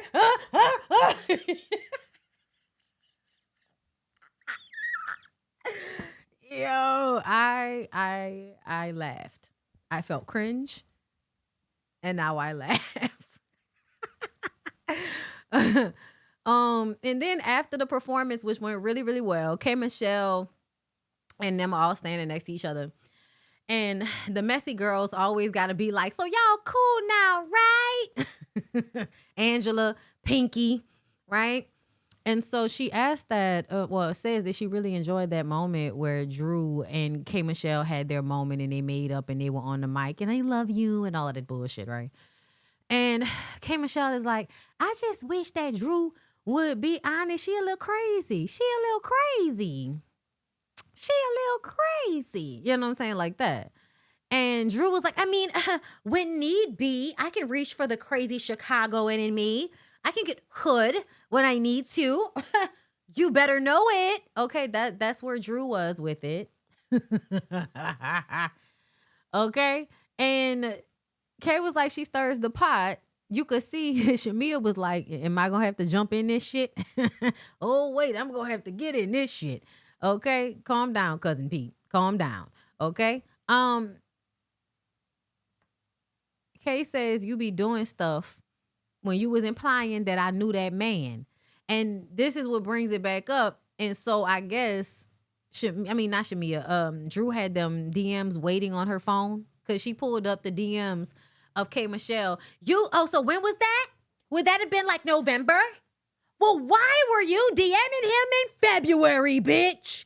And it's like, you can see that she posted something and he responded to it in the stories. He was at her show and she thanked him for coming to the show. Thank you, handsome. I saw you out there in the crowd because if I look at your picture, I'm like, oh yeah, I did see this person in the crowd at my show. So I'm going to say, oh, thanks for coming to the show, handsome. That doesn't mean I know this person. It means I thank the fan for DMing me that they came to my show. The fuck is we talking about? But I still stand firm on the fact that I believe Drew was trying to make it seem like that situation was more than what it was, because that's what she did. That's literally what she did in this scene when she pulled out her phone and then she had her slip and fall in the stove. it was because you were trying to make it seem like their relationship was more than what it was. And then you bring up the DMs. And so when y'all say that Drew wasn't plotting and Drew wasn't trying to, say that K. Michelle and this man had any real connection, then why the fuck do she have those DMs in her phone? You could have brought that up a long time ago. Y'all argued about that a few episodes ago. You could have brought that up when y'all was on the trip. But you waited until now. And I almost feel like you did it now because she didn't come to your mom's birthday party. That was where that shit was really supposed to come out. Black wasn't there for your mama. Black was there because K. Michelle might have supposed to have been there at the party. We gonna be filming. She might come. I don't know. But come through. And now you pop up at her show with them DMs real at the top of your photos. Because if you had those pictures from a long time ago, you would have had to go on your phone and really look for that shit to find it. And you had them fucking screenshots ready. Yeah, I'm sorry. I'm standing on what I said at the very beginning about her trying to make it seem as if K. Michelle had more of a relationship with that man than she actually did. Because this was the moment where you tried to make it seem like those DMs meant that K. Michelle was in this nigga's DMs trying to fuck him, when really it was somebody responding to a story. I responded back because I had fans. And you try to make it seem like I was in his DMs and we was closer than what we really was and I really knew him. And it's like, child, he be in everybody DMs because he always trying to get somebody to promote something for him. He one of them hanger-on type niggas that if he get in good with a certain friend group or a certain woman, he gonna exploit that relationship for his benefit. That's who Black is. And that's what he did with Drew. And because Drew, is who she is, she's somebody that's like an easy target for that type of shit. I feel like even all of them people that work for her are similar personalities.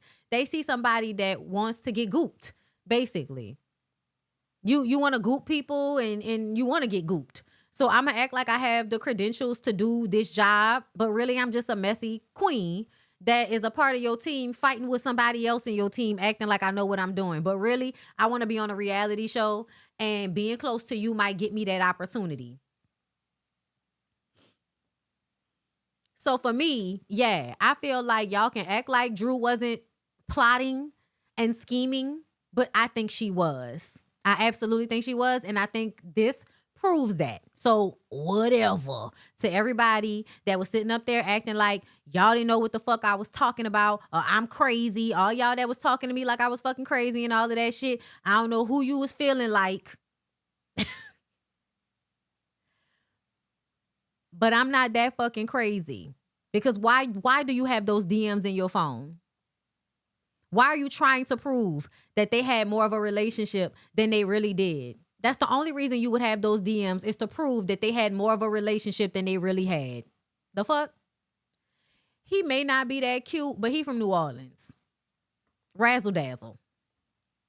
A lot of niggas don't have razzle dazzle.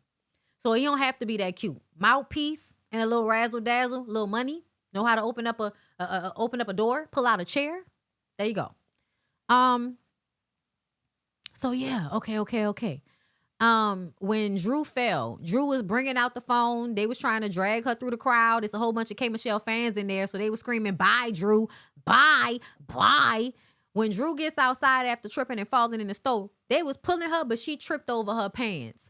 The way she went outside and lied to Portia and said, girl, they was jumping on, they jumping on top of me. Then she said security is tackling me. Like, she said all of this shit that was not the fucking truth. And it was because she wants to frame herself as a victim in almost every situation. And it's kind of annoying.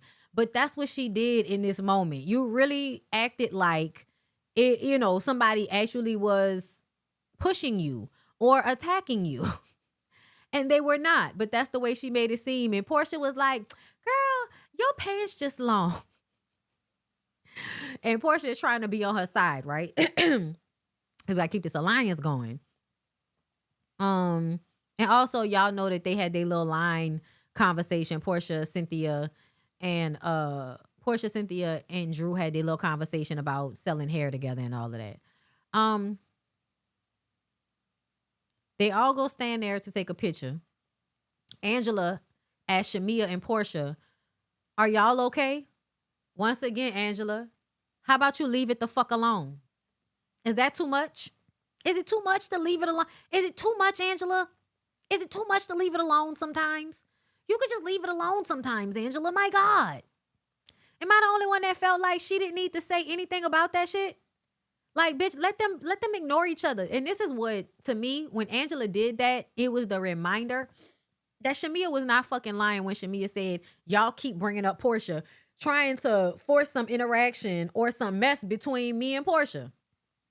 Can y'all just let us not talk to each other? The fuck? Gotta make the moment weird. I also saw that when Drew fell, K. Michelle's sister looked like she was on go. I was kind of here for it too. Get your ass out of here. Shamia and Gerald are anticipating they're launching a perfume line. So she'll have a business now and it'll be a business with him. Okay, cool. Kelly said her boots are just as tall as Angela. And Angela says, and so are your bills.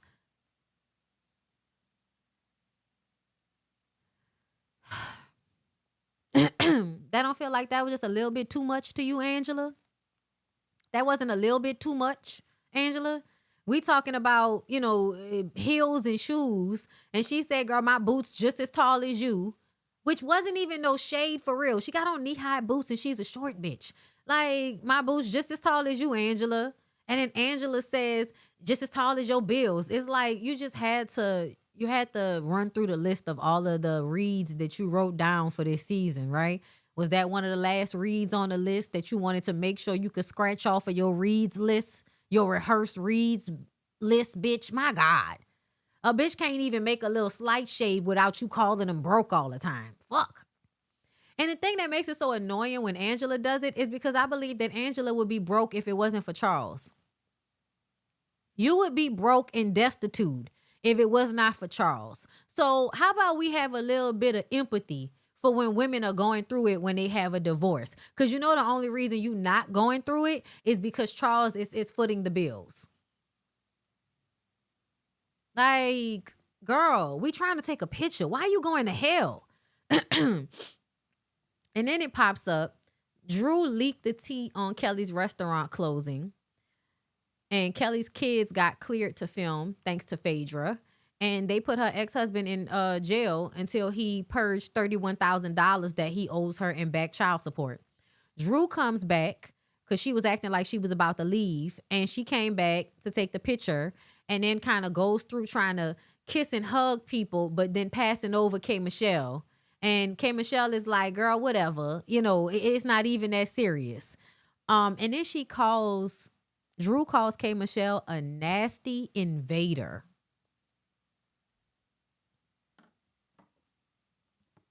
Y'all know what I think that is, huh? Where's my eraser? God damn it. Y'all know what I think that is? I'm about to write down. Okay? That look like I ain't spell that right, but I did.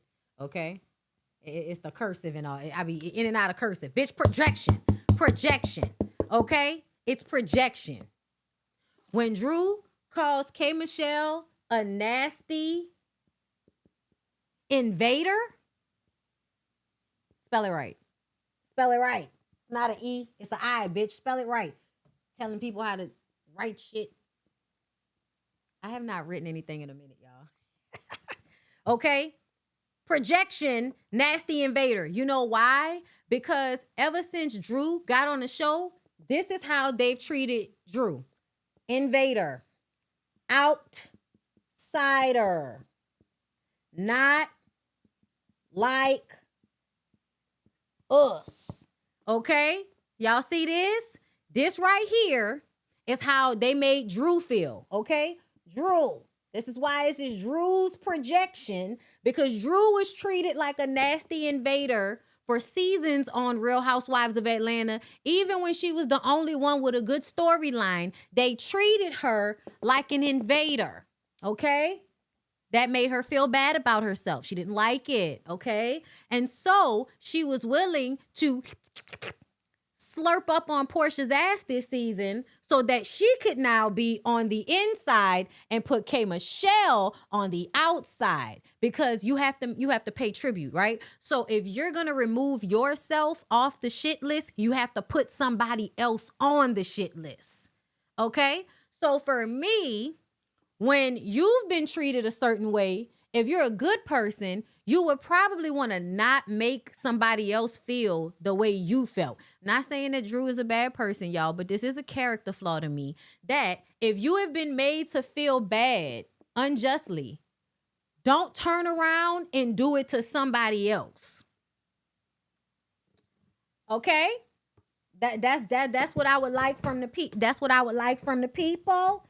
If we can learn anything about the things we go through. Now, I think what the lesson should have been, instead of find somebody else to be on the shit list, right? What would have been nicer, Drew, is for you to build self-confidence off of not needing other people to be on your side. That would have been great. But you're not strong enough for that. You're not strong enough for that. So you did the weak bitch thing. The weak bitch shit is to be a follower, right? To cow tie to the stronger personality, as I said at the beginning. Okay? And with this closing up season 17 of Real Housewives of Atlanta, I would like to say I was right. Some of you guys were wrong. And I have a lot of enjoyment in saying that right now.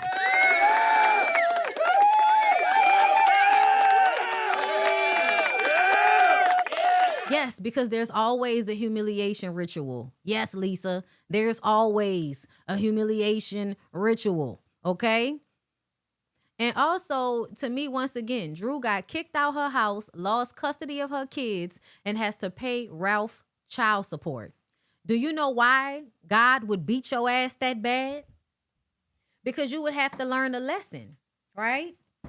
The lesson that you're supposed to learn in situations like that, Drew, okay? Put yourself and your kids before man and or Portia. Okay? And the reason why, hold up, because y'all know what we here for. I don't need this. Y'all know what we here for. Okay? The reason why Ralph and Portia are the same thing. It's the same lesson. This is the same lesson, right? Drew was willing to sacrifice her son and herself for that relationship. It ended in her losing almost everything. Yes, you'll be able to get it back. Absolutely. Right? By way of Real Housewives of Atlanta. And that's probably why you felt like you needed to be in Portia's ass, right? And go with the bullshit that Portia was doing so that you could take care of yourself. But essentially, it's still you self-abandoning for a stronger personality. And that will always make you look stupid, which is why when we get to the end of the season in the finale episode, as you're doing what you've been doing this whole season, which is, I feel like, being fraudulent in how you moving, right? Yes, your beef with K Michelle wasn't exactly about Portia, but I feel like you doing what you did in those scenes, kind of being on Portia's side, doing all of this shit with K Michelle. Yeah, it feels like you falling was the karma for you doing the same shit, y'all. It's the same shit, right? Now, falling on camera, yeah, that's bad. But when you think about it all together, you lost the house, you lost custody, you got to pay a narcissistic, fucked up nigga child support.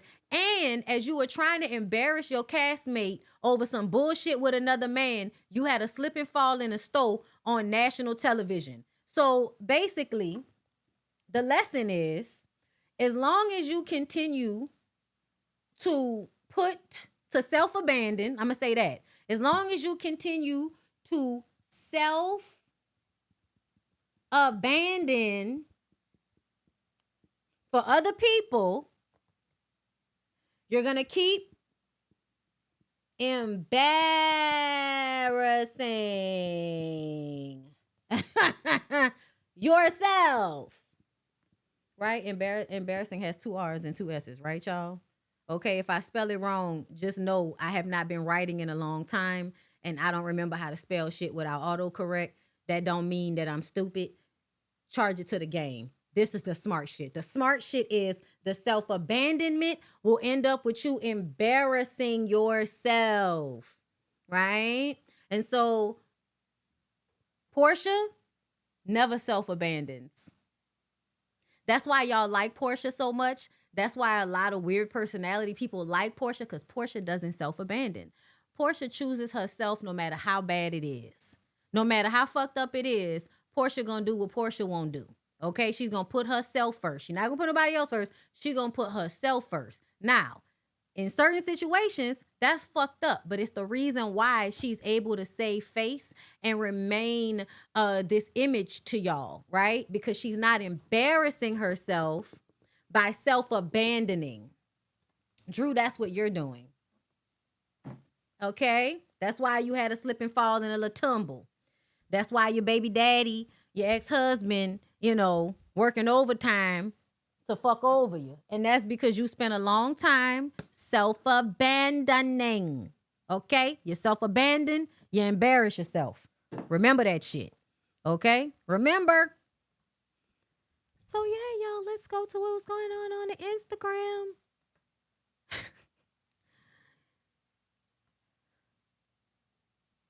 Okay? Listen. I'm doing the best I can with what I got. Now, I love this because a lot of y'all, were speculating that Shamia wasn't coming back and Nene was going to replace Shamia. To me, that's a bad idea. To me, at this point, I believe y'all can lose Cynthia and y'all can keep, honestly, y'all could keep Phaedra because Candy not going to come back. Candy need to go do what she doing, which is Broadway and all of the bigger things. Candy, go do the bigger things. I know I said that I would like you back on this show because I like the way you cursed Tamara out this weekend. I really enjoyed that. That showed that this divorce is doing something to you that makes you stop being a people pleaser because Candy is a deep people pleaser. Okay? And so that's another reason why her and Shamia get along. But yes, to me, Cynthia can go. I know Cynthia really needs her check, but Cynthia can get the fuck on. Okay? Phaedra, I liked Phaedra. I'm not gonna lie. I liked the way Phaedra found a way to make herself more valuable this season. Do you know what she had to do? She had to move from up under Portia in order to do that. She had to go talk to Kelly. She had, you know what I'm saying? Like she had to do things that was outside of the Portia clique in order for her to become more valuable on the cast. Because as long as she's just a frick to a frack or a frack to a frick, then you're not as valuable to the whole group. Phaedra coming in and helping Kelly and having sit downs with other people, even her talking to Shamia at the beginning of the season over the phone and then acting like her and Shamia wasn't talking like that. But obviously y'all was, because you're trying to make sure that you have relationships with the other women and not just Portia. So Phaedra can stay. Shamia absolutely needs to stay because Shamia needs her redemption story. She's almost there. Maybe she'll get it next season. But Shamia needs her. I think Shamia is owed her 3rd season in order to balance this shit out. Okay? Kelly needs to come back because I like Kelly and I like what she offers to the show.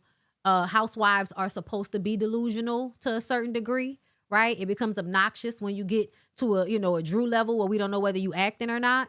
But essentially, I like a level of delusion about one's own like self-confidence. Because at the end of the day, is it really delusional for real? Or is there some truth to it? Because everybody will keep, dragging Kelly for saying she was the standard. But even Carlos admitted that they're all using the stylist that she came into season 16 using. Okay? The girl never said that she could style herself. She said she knew a good stylist to hire. And he was a good stylist. And then they got into it. And now he's styling everybody else. Everybody else look good. And now Kelly's still trying to get her look together. Okay? Pinky needs to come back. Absolutely. Pinky played. When I tell you Pinky did some of the best work I've ever seen as a bone carrier, I think what's important is for the bone carrier to have empathy for other people. When I look at past bone collectors, they come off like people that don't really care about anybody else, okay? Who are your previous bone carriers, you might ask? Okay, I'm gonna make a list and y'all tell me if y'all think these people are good friends to anybody. Okay, number 1, Carly Red. Carly Red is number 1 on the list. This is somebody that'll smile in your face and fuck your man. Okay, Carly Red is a bone carrier. Angela is a bone carrier. Number 3, who was another bone carrier for us? Sheree motherfucking Whitfield. Okay? I don't think Kenya was a bone carrier. Kenya spent a long time playing her villain role. She not a bone carrier. She was a villain and then a reformed villain. I loved her in her reformed villain. And honestly, I'm kind of annoyed. And if I would want anybody back, I would want Kenya over Nene because I don't think Nene would fit in with this group. I don't feel like Nene's personality has changed. And a part of Nene's delusion is feeling like she's better than the other housewives. So if she decides to disengage, that's what she'll do. That's not what we want anymore. Let her go and be on those other Bravo shows with other older housewives. I would love for her to get back into that. Go do Traders. Go do all of those. You know what I mean? Do those Ultimate Girlfriend show trips. Do a game show, bitch. Do anything else. Do not come back to Real Housewives of Atlanta. Let this new cast be. Let this younger cast be. Okay? But these are your bone carriers.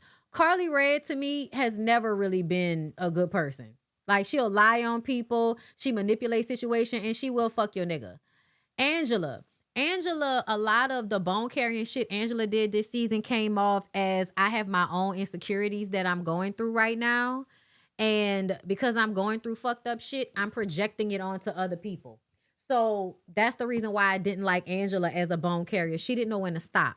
She didn't know when to just let the moment be. Jackie Christie. Oh, that's another good bone carrier that I think is a terrible person. You right. So I'm not writing that, but Jackie Christie is a good bone carrier as well. Bad person. Okay. It's the way you carry a bone, y'all. And then Sheree. Sheree don't give a fuck about nobody. I'm sorry, y'all. Sheree only care about being able to afford her life. She don't really care about nobody, if you ask me. Nobody. I hate to say it like that. She probably care about her kids and shit. You know what I'm saying? But I'm just like, I don't think Sheree has been such a flip-flopping person, somebody that will pretend to be your friend and then talk out of both sides of her neck.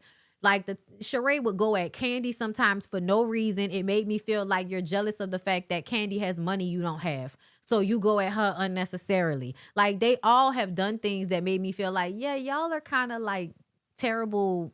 Y'all have terrible character. I'm not going to say y'all are terrible people, but y'all have, bad character traits. Okay, we all have them. It's fine. But Pinky has had such a fair and I feel like a empathetic way of carrying a bone. I'm not just going to carry a bone just to be messy. I'm actually trying to get to the bottom of what the fuck is going on. What happened? Tell me what happened. And what did she's asking questions. She not just showing up.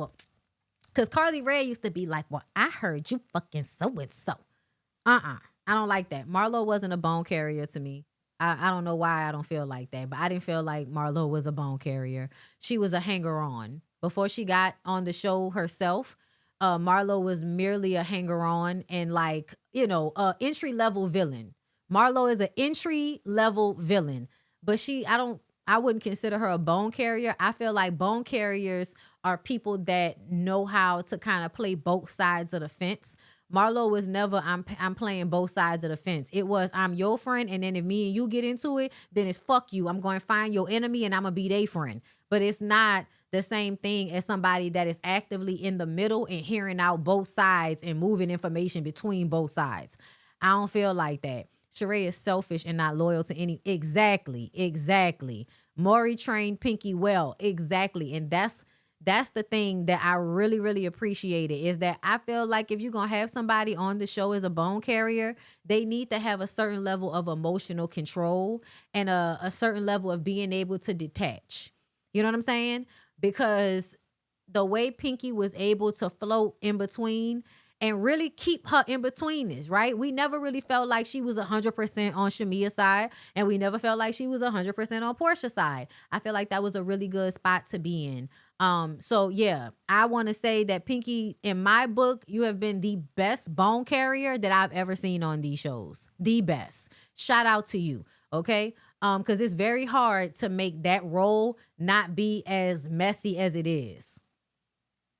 Like, to me, Carly Red is the original bone carrier, and nobody liked Carly Red because of the way she would move, because it was just grimy. It was grimy. It was, I'm going to find out shit on you and throw it out there. Dr. Heavenly. I don't feel like Dr. Heavenly is a bone carrier. I feel like Dr. Heavenly is a villain. Just because they bring information doesn't mean that they're a bone carrier. A lot of times, they're just, people are just messy. But to me, if you are more of a villain than you are a bone carrier, then you're a villain. Everybody kind of carries a bone here or there, because that's how you have conversations. That's how you have messy conversations. I don't think Dr. Heavenly is a bone carrier as much as I think she's a villain. Okay, and that's talking about like the archetypes that they play on these shows, y'all. Everybody's playing a character on these shows. But Andy came out to tell y'all that this is the cast. And stop putting it out there that Shamia is getting fired or they didn't want Shamia back. And I didn't like that, because I automatically feel y'all are on the internet lying because y'all really don't like Shamia and y'all want Shamia to lose her job. And I don't know why. I don't even really want Cynthia to lose her friend Dove check. It don't even matter to me that much. She annoyed the piss out of me. But at the end of the day, I'm not gonna kick, your good check out your hand, girl. We all need our money. You gotta keep Lake Bailey. Okay? So I'm not even really hating on her that hard, but she don't have to be there. Like, she's not important to me, to this group, the way every other person was to me, right? Shamia is the anti-Portia in the situation. K. Michelle is the, you don't know where I'm going to go, but I'm a little bit fairer than most. Kelly is, I'm 10 toes down on my friend's side. Phaedra is, I'm going to float through and just kind of see where I can fit in and where I could be helpful at times, and also where I can maybe stir it up and throw out a comment here or there to make sure the people like, Portia know that I'm on their side, because I'm kind of aiding in these conversations that frame Shamia as a whole. So I'm doing my job, right? Because I'm also helping Kelly. So I'm doing my job. Yeah. Yeah. I feel like everybody played their role perfectly. Cynthia doesn't have to be there, but if Portia needs, if Portia and Angela need backup like that, then sure, let's bring Cynthia along, just so another Black woman don't lose her job in this economy. The Atlanta reunion tease dropped last Friday, and I got to tell you, I told you guys how much fun I had, and now you can see from the tease what I was talking about. I mean, it is just a great show and a lot of fun. And I read all these, there are a lot of casting rumors online which came out over the weekend, and I'm going to tell you that they're not true. Heather Gate from Salt Lake City is a good bone carrier. She is.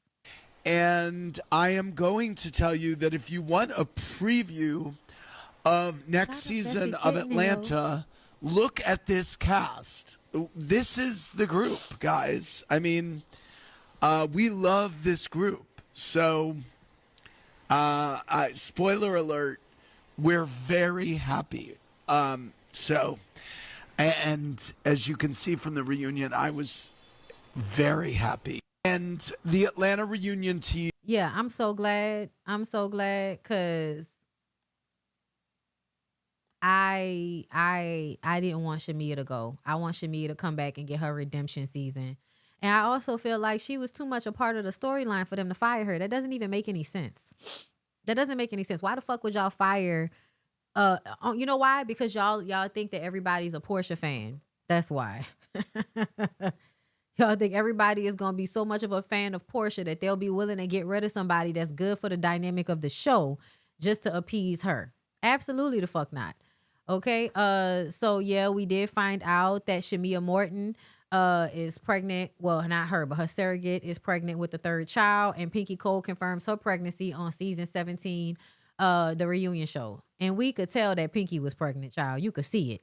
Child, if Pinky ain't gonna do nothing, she gonna let that man climb on top of her and do his business.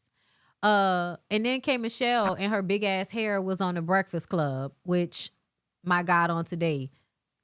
That's why I said it's like a country caricature. How has your husband been liking the show? Because I know he's a lot more discreet than everybody else. You know, Me and my husband, we have dated since high school.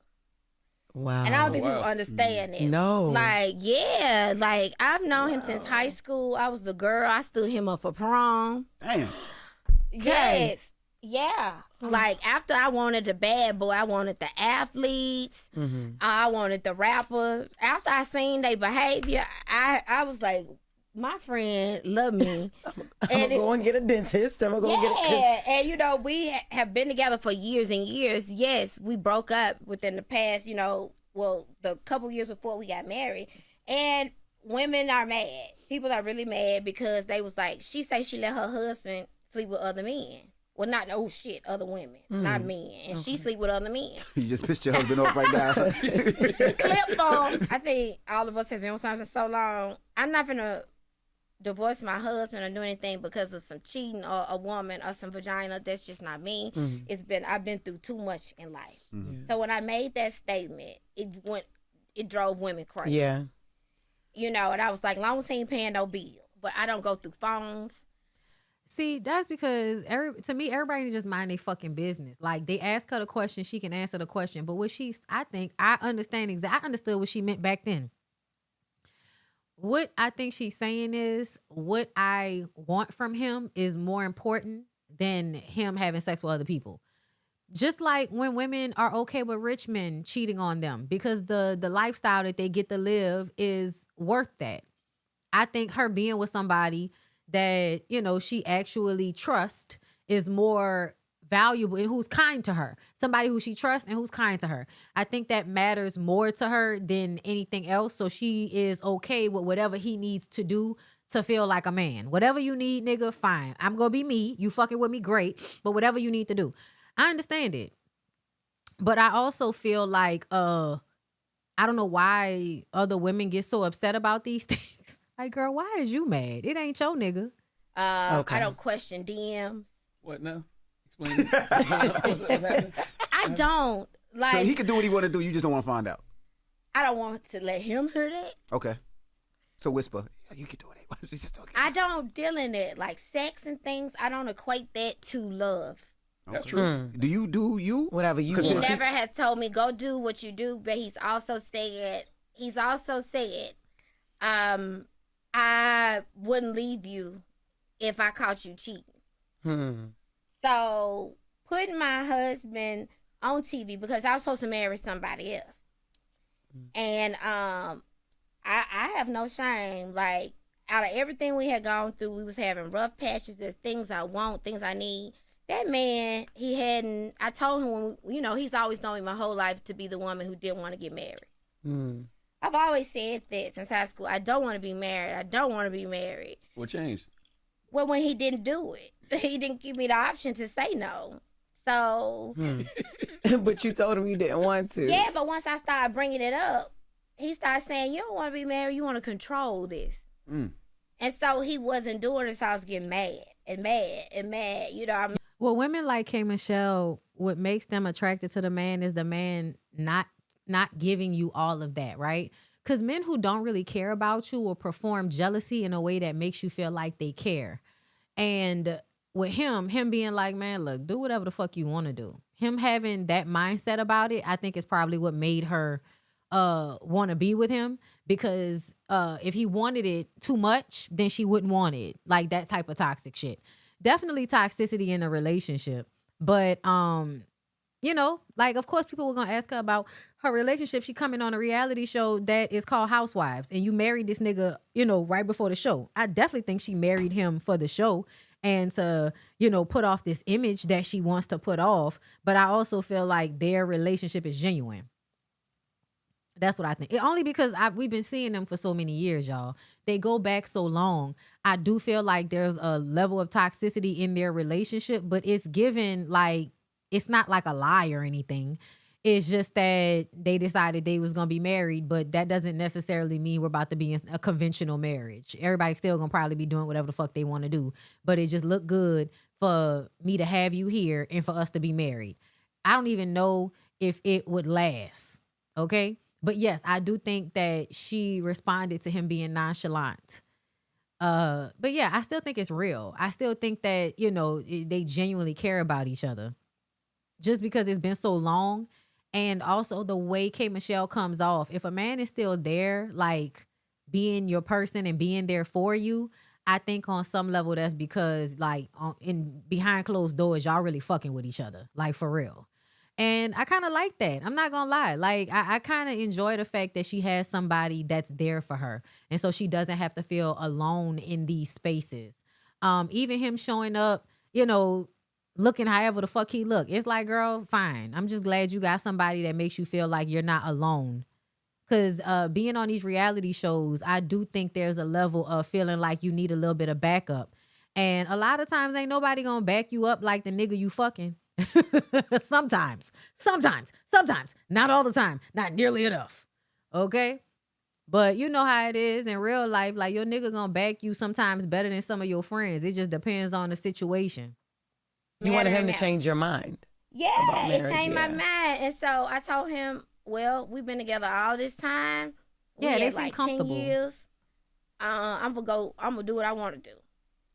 And then I started to date somebody, dated a coach and all of that. And he was going on Housewives with me because that's who I really was dealing with and dating. But I still was talking to my husband every day. Like, that's been years. Like, I'm never going to not talk to my husband every day. And, yeah, so. This is why y'all was married. No. No. Okay. Before the show casted. Okay. Yeah. So people like, oh, you got married for Housewives. Well, not for it, but it kind of happened around. It kind of pushed it. Like, I know so right. I'm dating this man, and then they talked to me at that time right then about Housewives. This man good on paper, he fine or whatever, and he's a coach or whatever. And what's her name? Joy X Man.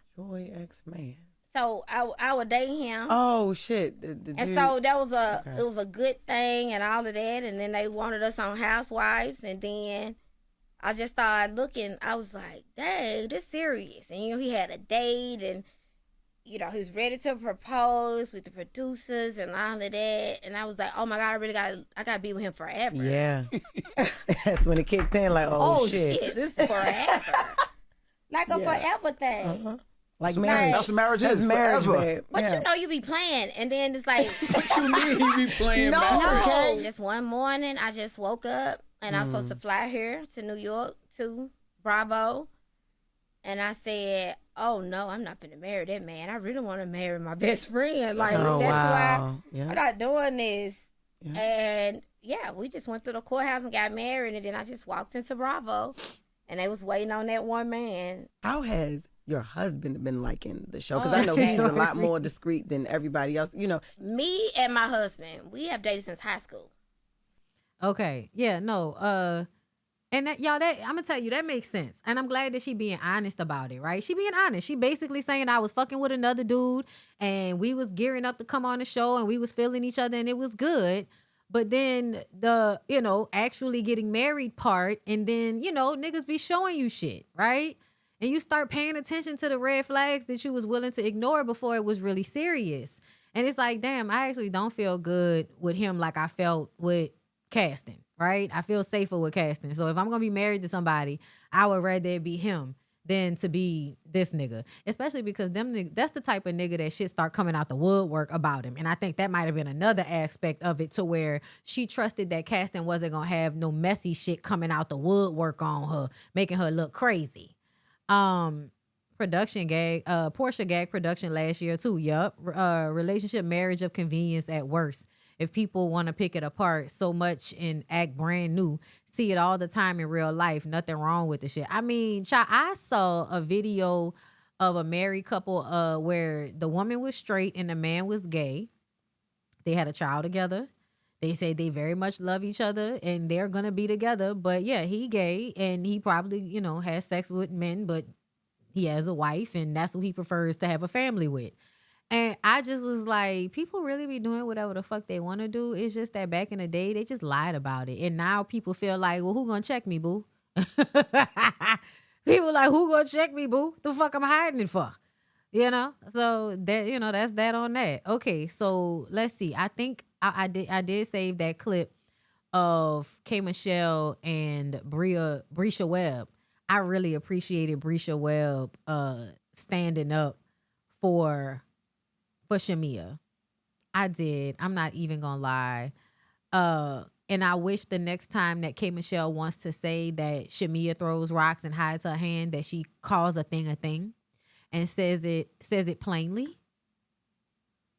So this is that. Reaction to Shamia and Portia's explosive dinner in Scotland. Look, this is real beef. You know what I'm saying? Everything else is Slim Jim compared to this real best friend beef. What was your reaction when it was happening? I couldn't believe it was going on because... Yo, I love Brisha. Like, I hate that I have not seen her, like, on my TV a lot because I love Brisha. She is hilarious. She got a comedy special. That's why she was there. I think it's on Hulu. I'm going to go look for it. I don't know if it already came out or if it comes out this Friday coming up. I think it's this Friday coming up, but I will be watching. Before we had walked into the dinner, the first thing Shamia said was, I'm off today. I don't want any drama. Everyone leave me alone. And that's what we thought. Wow. Well, things can change. I mean, everybody's okay with everything else, but when Shamia do it. Oh. Ooh. Everybody want to drag her to hell. It ain't fair. And the thing about it is, K. Michelle, you felt the same fucking way until you decided that you wanted to still be cool with Portia and you love her and all of that. Have you ever thought about this? Have you ever thought about that there's things that you don't see? Or have you ever thought about the fact that sometimes people can really put themselves in the mess of something? And what mess would she have put herself in? What would have happened behind the scenes, Kay? Spray some tea, bitch. Don't talk to me like I'm, you know what I mean? Then throw their hands up like it's nothing. Well, I was here from all the way to the beginning of Atlanta Housewives. Okay. This season, all of them. Okay. I've seen what I've seen, and the facts are there. Okay. Just because you put your hands up don't mean that everybody else hasn't done it. What was your... Boom, boom, boom. Whatever's going on, everybody has done it. Why y'all singling out Shamia? I'm listen. I feel that way. I feel that way. Okay, let's see. There's so much to get into with this. Cause that happened. And do y'all want to look at the reunion looks? Let's look at the girl. Y'all want to look at the reunion looks? Yes.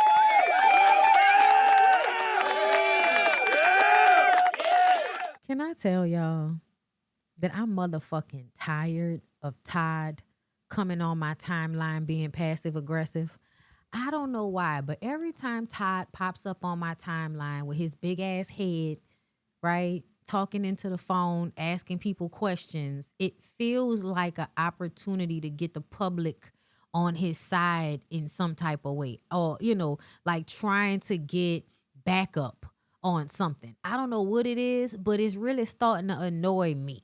Okay, I might have to block the big head nigga. I don't want to, because, you know, I like to know what's going on and I like mess, but sometimes certain mess be working on my fucking nerves, and a little bit of that is going on with him. Okay, everybody, don't forget that Reset by Design Wellness. We are going to Mauritius, East Africa in September. I'm really excited. I have my plane tickets. Okay, I've been slowly but surely shopping on TikTok, so I'm getting the outfits together, girl. All right, that's why it's so helpful when you guys super chat. Okay, I think I saw one super chat. I think I might have asked y'all to you know, do my gift goal for me. Okay, y'all ain't do it. I'm sad about it, but it's okay. Thank you. San Francisco Bay Area, Brandy. Thank you, girl. Girl, you busting out with Anime Bullock singing just had me LOL for real. And her mama was talking about Ruffle. What you mean, Ruffle? No, why somebody did like, you know how on TikTok when somebody posts a movie clip and they turn the sound off and they do all of the words? Somebody did that shit last night. And when I tell you I was I'm talking to the priest, rough anime, the high priest, come on, rough, and everybody out there in the universe. Listen, I know the movie by heart, okay? That and the 5 heartbeats.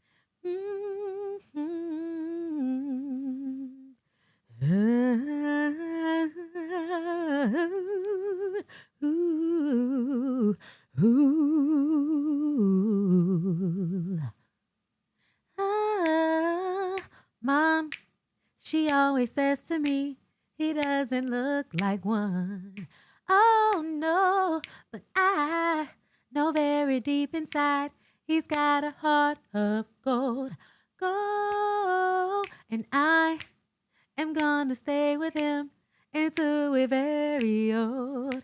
Oh yeah, on our wedding day, we'll get away and make a little baby that looks like him because I love Joey. Oh boy, I love Joey. I love Joey.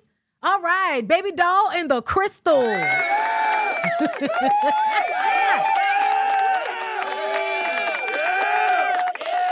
Now, y'all, if you watch the 5 Heartbeats, you know that I transitioned us from when he was on the beach and he saw the newspaper article or the magazine, the Rolling Stone magazine, Where Are They Now, right? That was the... I'm sorry, y'all. The background music in the 5 Heartbeats is also very top tier. It's a part of the reason why I love me a trumpet playing jazz motherfucker.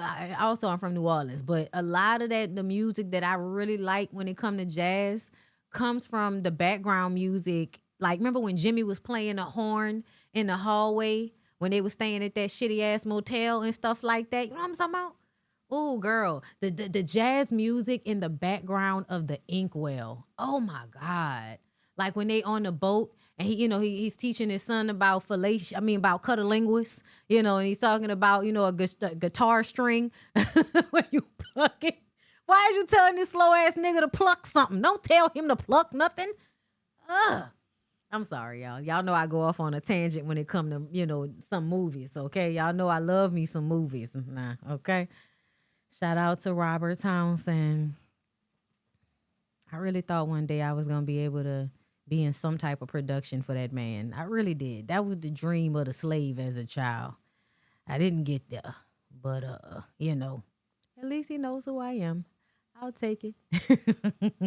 Okay, y'all don't know how motherfucking 5 Heartbeats got a bitch through some very tough Sundays, okay? Let's get into these looks. So, Portia sends across the board.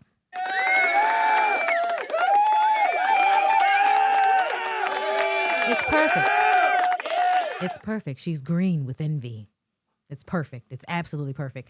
And it's even, and there is nothing more bopsy than half up, half down. You know what I'm saying? There's nothing more delusionally bopsy than a high pony, half up, half down situation. And then you add the green, okay? And it's giving green with envy, okay, for a nigga that owns a HVAC company, okay, in a house that used to be a museum or some shit.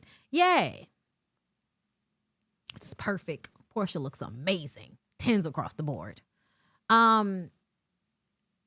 Pinky, you pissing me off.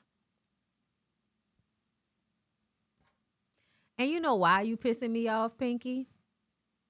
Because who told you that you needed to dress like a designing woman? Like, who told you needed to be dressed like designing women? Because that's what this looks like, y'all. This looks like designing women. All I could think, Georgia. Oh, Georgia. The whole way through. The whole way through. Just an old sweet soul keeps Georgia on my mind. For all of y'all that grew up watching Designing Women at 7 o'clock in the morning, getting ready for school, just like I did.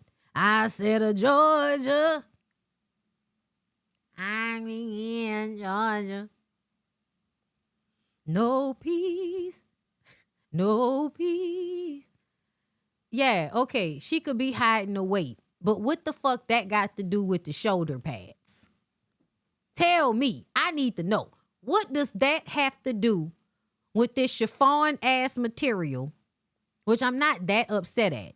But what does that, yes, it's very matronly. It's very much mother of the bride, auntie of the bride, and it's 1989. Of course, she still looks beautiful. It's a beautiful color on her, but she could have did better than this. Yeah, it is giving church mother. Yes, church mother, first lady, Suzanne Sugar Baker. Okay, Suzanne Sugar Baker. Be very clear. Yeah, because what you call them would have never been, because the other Sugar Baker sister would have never wore this. Okay, she would have never wore this. This wasn't her style. Okay, they all had. Honestly, Charlene might have wore this. Matter of fact, this not even this is Suzanne Sugar Baker's at nightwear. But this is something remind me. This remind me of Charlene. This looked like something Charlene would have liked to wear. Y'all know Charlene was the lady at the desk. And she was, she basically was your your Sinclair character on Designing Women. Because, all of your favorite women ran shows have the same archetypes of personality. Living Single, Designing Women, and the Golden Girls all have the same type of person in each character. Okay? Regine is Suzanne. And that's and what's the other in the Golden Girls? That's Blanche. Charlene is Sinclair. And Sinclair is Rose. Right? Khadijah is Dorothy. And Dorothy is help me, y'all. And I don't know why I'm spacing on Dixie Carter, y'all. That's her real name. Whatever Dixie Carter's name is on Designing Women, okay? But Dixie Carter, Queen Latifah, and I should have wrote this shit down. That way I remembered it easier. But y'all see what I'm saying, okay? And then you got your Maxine. Maxine is Sophia Petrillo. Yes, Julia. Thank you. And what is it? Yeah, Charlene. Not Charlene, child. Maxine, and Sophia Petrillo, and Annie Potts' character. Because they're the ones that have a little bit more, gumption, right? They funnier, a little bit more masculinity in their personalities. They're more willing to speak up for themselves in a certain capacity. And I definitely feel like that's Annie Potts' character. That's Sophia Petrillo. And that's Maxine Shaw, attorney at law. Tell me I'm lying, okay? You know I ain't lying. Lovely D's, thank you so much for the super chat, babe. Pinky, I'm a vegan, madame, but occasionally eat fish. Girl, shut up. Mary Jo, thank you. Mary Jo. Is it a suit? It looked like a suit. It looked like a top. It looked like a top and a bottom. Yes, she is very much giving Delta Burke. Okay, and y'all know Delta Burke is Suzanne. That's her real name is Delta Burke. Okay. I think Drew's dress looks beautiful. I love the dress. I detest the hair. I don't like the hair, and I also don't like overdrawing out her lips. Like on some people, that shit don't look good to me. Like on some people, like overdrawing your lips For some people, it look good on them, and for other people, I'm like, you don't need to do that. Your regular lip shape is fine, but I don't like the hair. That look like a horse. That basically, when they told her to take that horse and cut the hair off and make her a weave, it seems as if she did exactly that. Who would have thunk it? Who would have thunk that she would have actually taken a ponytail off a horse's ass and sewed it into her head and put crimps in it?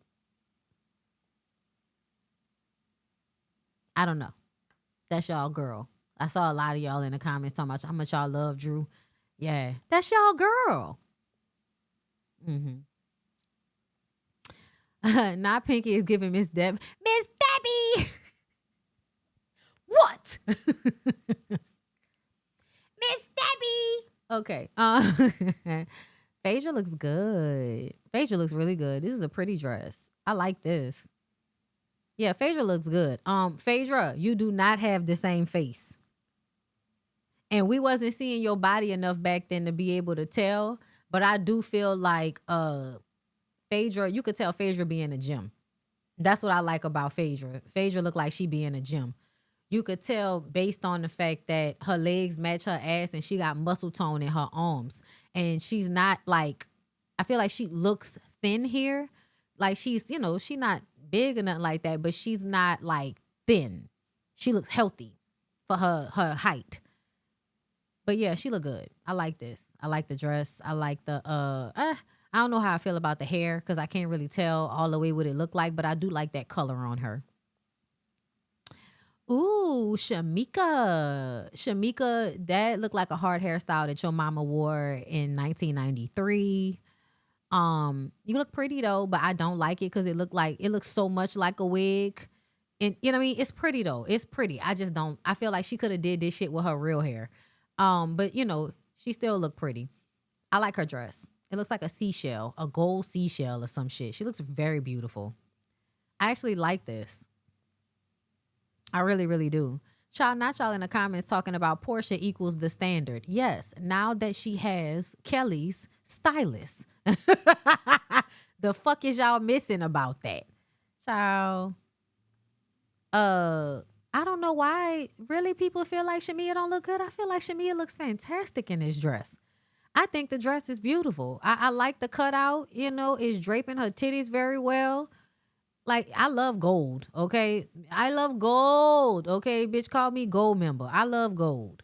I feel like Shamia looks very pretty. I like her dress. I don't know why everybody is saying, not everybody, but the people in the comments are like, she needs to go home. And I'm like, okay, she's not gonna go home. It's the reunion show. It already happened. She was invited. She was paid to be there. She's not gonna go home, girl. Sorry.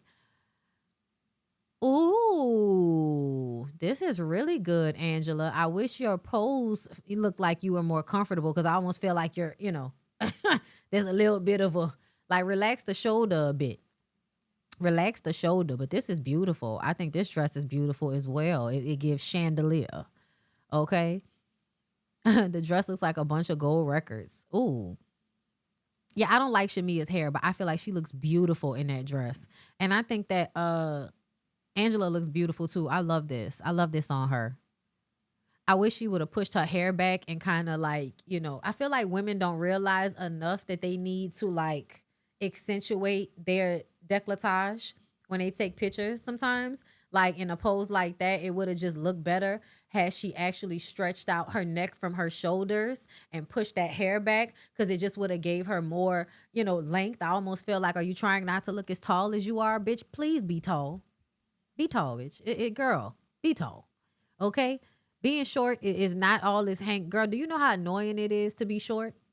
I don't know why tall girls, I know, y'all got y'all complaints and shit about how niggas act like y'all Bigfoot all the time. Fuck them niggas. Y'all bodies are the ones a lot of times that clothes are made for. Shit be looking so much better on y'all. And also I feel like tall people, they lose weight and gain weight in a more proportionate manner. Whereas my short ass, you got to be, very thin in order to not look big when you're short. It's annoying. So, yeah, I don't like when y'all be trying to act like y'all not tall. Girl, be tall. Push it out, okay? T and A, okay? Push it out. Stretch it out. She look good. All right, we can't reach shit. The fuck? Just because niggas like women that they can throw over their shoulder like a continental soldier and shit. Like, girl. Okay, Kelly. Okay, I had to look at it to see what was going on. She looked pretty. I don't know how I feel about, the fifth element of it all, but I think I like the dress. I like the black. Like, I like the sheerness on the leg. I like her, her leg out. I don't know what those shoes are. I think these shoes were the red bottoms. Think she could have did a better shoe. The shoe, I know the shoe not plain, but it looks plain from this angle. I love the dress though. I think the dress is pretty. And I think she looks pretty. I like her hair. And I like the gloves. I like the sheer gloves. It's a look. I feel like I could do without the pearl Fifth Element shit draping around her. I feel like this dress by itself with those sleeves would have been, in a different shoe would have been perfection, right? But yeah. I also like unique dresses. I don't need everything to always, because I'm bored of people that look like they buy shit off the rack. Hello, Giselle. She looked pretty. K. Michelle. Okay. I like the dress. I think it's a beautiful emerald green color. It looks almost like a bird. You know what I'm saying? Like a raven or something like a raven with green fur or some shit. It's pretty. I love the boobage, the bodice of the boobage, right? I love that. The shininess, like that's cute. I love the earrings that match. The only thing I don't really like is the hair choice. And the only reason I don't like the hair choice is because I feel like she just could have did better. I like the red color. And I still feel like it's just the wig is just plain. You know what I'm saying? There are no layers in it. There's no extra bump to it. There's no va-va-voom. It's just plain straight hair. So meh. She still looks beautiful. But I feel like I would have wanted curly hair maybe with this outfit. I feel like curly red hair would have probably really set this shit off. That's what I feel like it should have been. Curly hair instead of straight hair. And it is giving a Poison Ivy tea. And then Cynthia.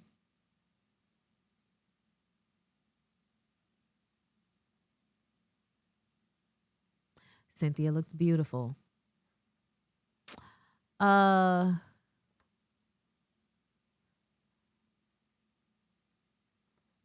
Y'all can play with that lady all y'all want to, but she's beautiful. The standard. Come on, little bitty. Yeah, I wish she would have picked different shoes. I do. And again, I don't know how I feel about the pearl thing. But the girls, they had the styles. Okay, Drew, still hate that hair. Yeah, nah. Shamia looks like a fucking like an award. She like a Grammy. She looks beautiful.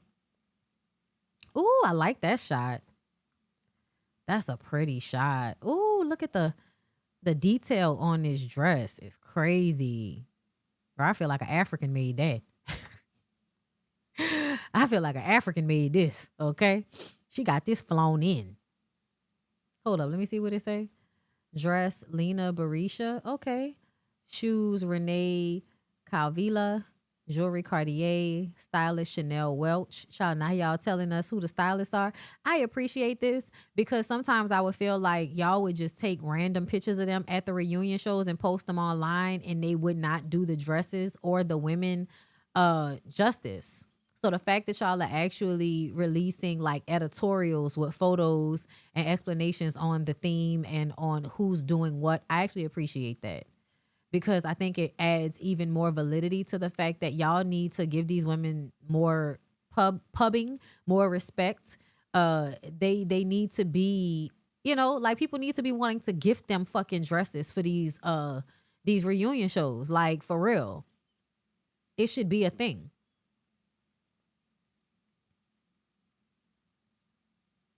So this is interesting to look at. What is it, like UFOs taking over New York?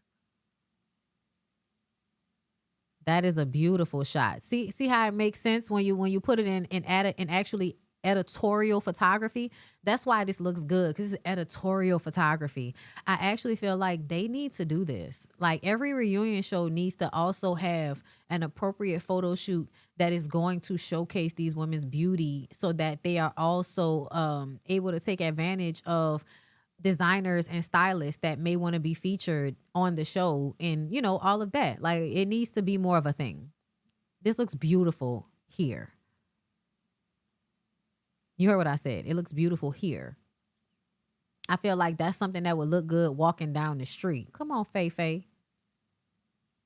Y'all love y'all a half up, half down. Charlotte, Portia ain't gonna do nothing. She gonna show y'all that her surgery was well paid for. Do you hear me? Well paid for, bitch. Yeah, the girls look amazing. That's great. I'm here for it. Okay, what did that heifer say? Because didn't that heifer said something. Hold up, let me go see. What did that heifer say? I want to give love and appreciation for the Real Housewives of Potomac, okay? Because when we are giving a theme, a color, a something, we do the doggone thing. Like everyone is in the color. I would assume with Atlanta the color is green, but we had green, we had black, we had gold, we had all different kinds of, yes, all of the ladies, they look fantastic. But I would like, if there is a color, get your color. So, okay, you froze, so I didn't hear everything you said, but I caught it at the end. So so I'm assuming that was the color scheme. I'm thinking they maybe did not say, but because think about it, there were people in green. There were more than one person in green. There was 2 people in gold. There were 2 people in black. No, 3 people in black. So yes. I feel like production or whomever told them, this is the color way, right? And pick one of these colors. Okay, so maybe we're never given that. Maybe we're never given that. Because they say to us. You know why? Because y'all don't know how to dress. You specifically don't know how to dress. If they give you too many options, it's going to make it even harder for you to choose a dress that looks good. So we're all going to make it easy so that Giselle can look good. So we're not going to overcomplicate it. Make it one color so that the person who doesn't have any style and is probably going to shop off the rack doesn't have to go through a whole bunch of options. She'll just pick the one color, right? I think in Atlanta, they can handle, I'm going to choose my color, I'm going to get my outfit, because Atlanta is more individualistic as it comes, like y'all kind of do a group thing just in general.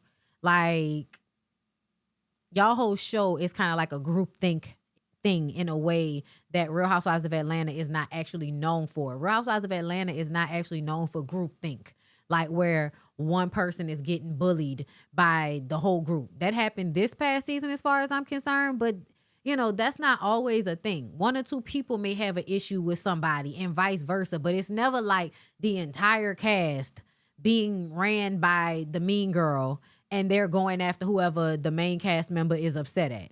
And that's kind of what it felt like this season. And that's how Giselle runs Potomac. Y'all don't have the same individuality that Atlanta girls do. That's why we're going to make sure we give y'all one color. Because y'all do like that one beige color. Y'all like that beige skin tone. So we going to make sure we keep it real simple for y'all. The color's red. The color's blue. The color's green. Right. The color's yellow.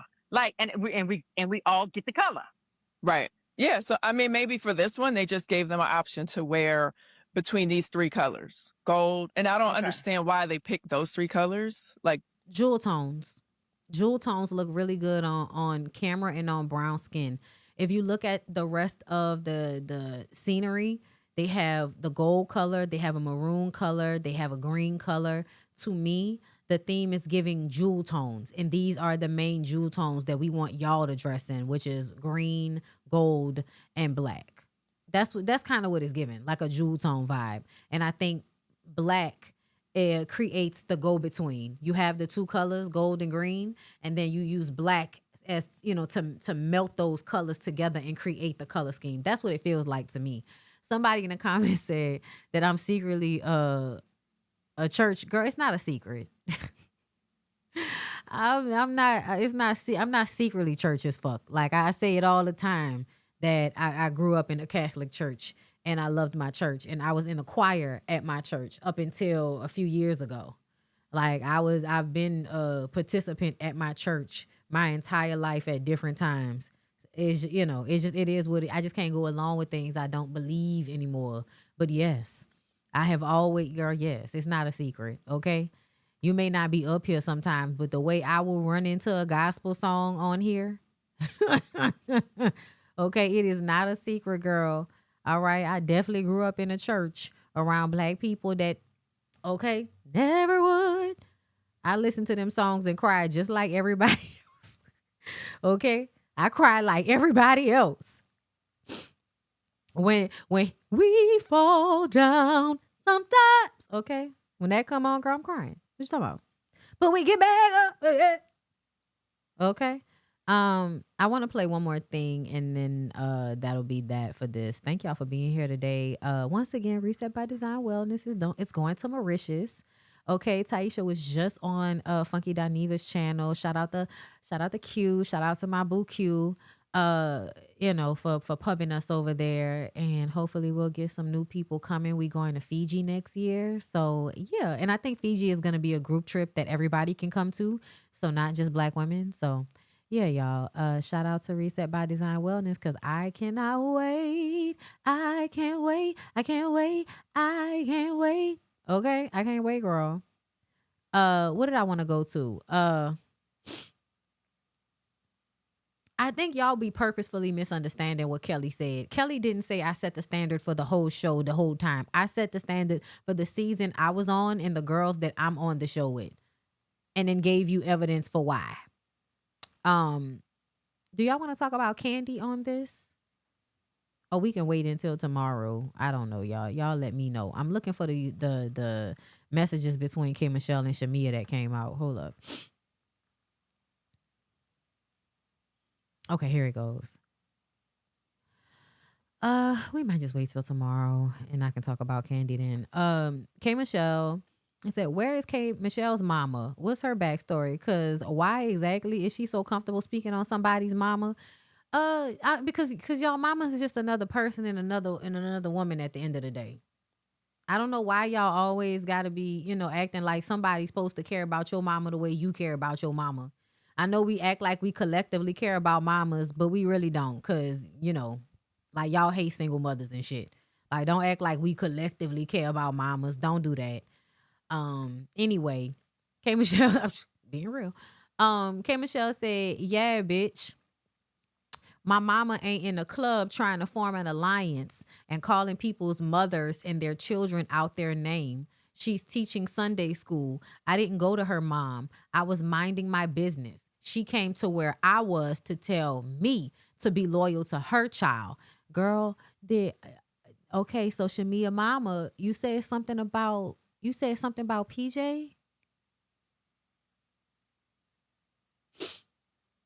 What you say about PJ? Because say what you will, I'm going to call out Portia's parenting and feel like that is absolutely not the same thing as saying anything bad about that sweet little child. Okay? I be worried about the sweet little child because Portia is the mama. Okay? But what the fuck did you say about that little baby? Oh, girl, I don't like when y'all do that. I really don't like when y'all do that. But I said that shit, that fake ass church lady shit. That's the reason why I'm not a church lady for real, okay? Because I can't be fucking fake like that. I can't be fake like that. That's crazy as hell. Church people be out here praying in front of everybody trying to act like they flying above all they fucking haters like they candy or something. Meanwhile, When the music is loud and you think ain't nobody hear you, you talking about a fucking baby? Don't piss me off, Shamia mama. I hope it was more so something about, because y'all know how y'all like to turn people talking about motherfuckers parenting into you talking about the child. So, and also I feel like the way K. Michelle tried to act like something, it was inappropriate for Shamia to be talking to Cynthia and saying, at least I still get to see the little girl and she gets to play with my daughter. Because the conversation was about the fact that these people have intertwined their lives and their kids are friends.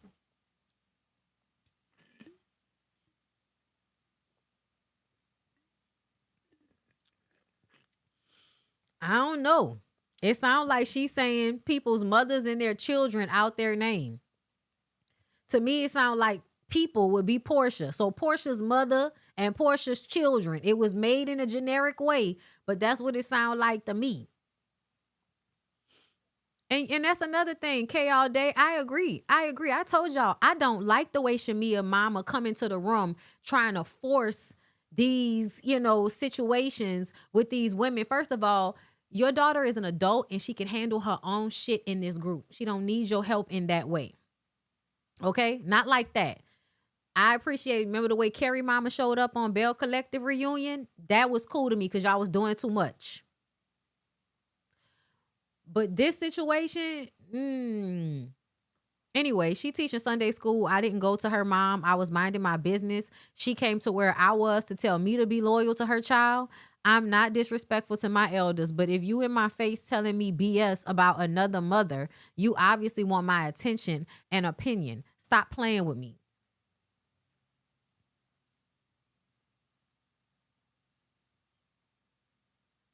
They trying to use this lady to come at me. She's lying. Either way, my mama don't be dancing in no hookah lounge. You're talking about hallelujah and calling her Jezebel. Who is Jezebel?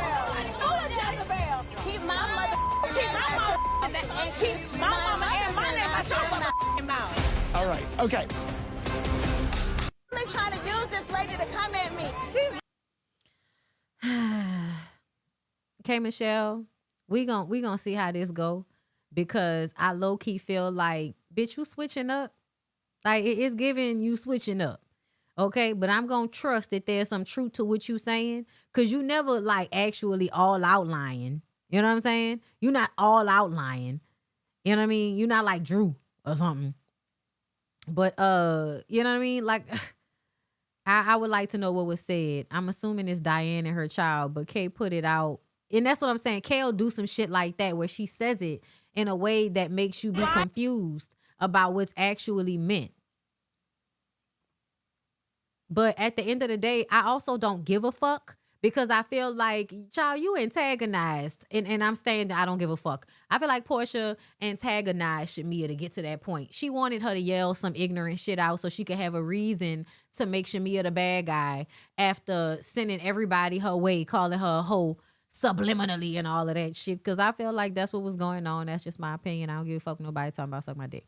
Anyway, so yeah, I think that was pretty much it. We could talk about Candy tomorrow because I do not want a Real Housewives of Atlanta review to be going on 3 fucking hours, and it's already like 2:45, so that's enough. We'll talk about Candy tomorrow. Thank you all for my 2 super chats. Thank y'all. I appreciate y'all. Kay switching up. Kimberly is a actor. She be acting. Same. I'ma wait. Either way, still gonna enjoy Kay and Shamia. Same. Like, I honestly, it takes me back to the way Kelly responded when Carlos tried to ask her about what she felt about their relationship, and she said, I'm not answering it out of loyalty to both of them. I appreciated that, and I really hope that just like K. Michelle was able to make up with Portia and Drew, that we don't have no issues with you acting ugly with Shamia next season just because y'all didn't unfollowed each other on social media.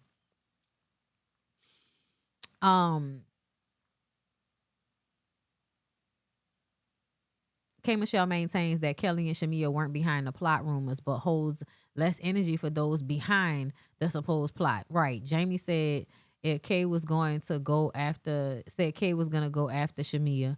Yeah, I mean, honestly, it felt like eventually, as soon as, to me, this is the moment we knew that it was going to happen, when they showed up and had that conversation and Portia was like, you just need to be careful about who you trust. To me, that was the moment that we knew that K. Michelle was basically about to be, you know, convinced to try to balance out blame between Portia and Shamia. So, you know, so that the group would have more peace if we just ignore what's going on and acting like Shamia is doing the same thing to Portia as Portia is doing to Shamia and all of that.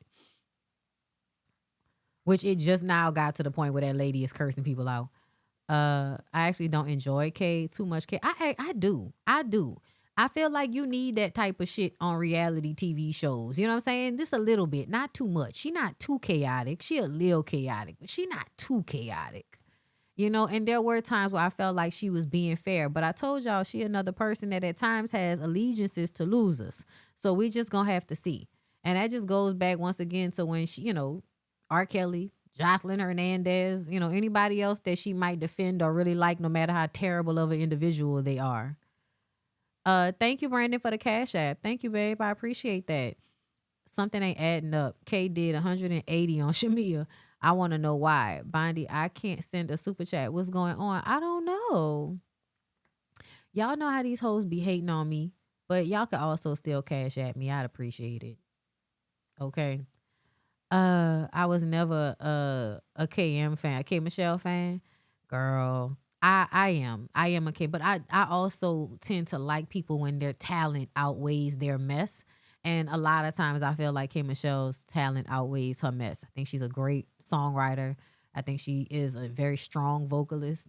You know what I mean? But at the same time, people commit to their problematic behaviors because it suits them. At least give the people a second season before we want them off the show. Right. And I definitely feel like Shamia needs another season, a third season. Y'all was okay with her being a backup character to Portia all them fucking years, right? Season after season after season. Okay, K Michelle sung on the Breakfast Club. Okay.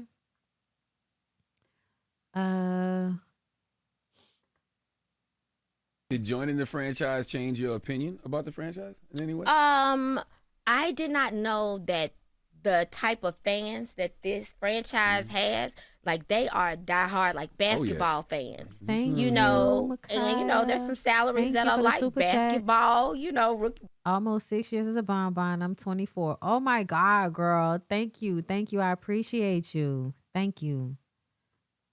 Basketball salaries, like these people love this show, and anything that you do, like I would say you should do Housewives, you know? Who, me? Yeah, because I think, you know, anything that you do is amplified. Anything that you do, they really support. So I knew it was a lot of support there. The only thing it changed for me was the fact that you have a whole different fan base looking at you, and, you know, they want to get to know you. And I didn't know it was that intense. That's funny that y'all said, in your opinion, does Tamar's talent outweigh the mess or the mess too much? Curious on your thoughts. At times, the mess outweighs her talent. Like right now, the mess is outweighing your talent because you're not doing as much singing and making music as you are making mess on the internet. And it's been like that for a few years. Living Life, Sash, thank you so much for the super chat. Bondy, you keep us entertained. Hope you enjoy your upcoming trip. Thank you so much. I will. T. Ashley, thank you for the super chat, boo. Great live. Enjoyed it. Thank you. I appreciate y'all. The Bravo fans are huge compared to Love and Hip Hop. Yes. And she probably wasn't prepared for that. Christy Andre, thank you so much for the super chat. I think y'all might have hit my goal. I think so. Thank y'all so much. I appreciate y'all.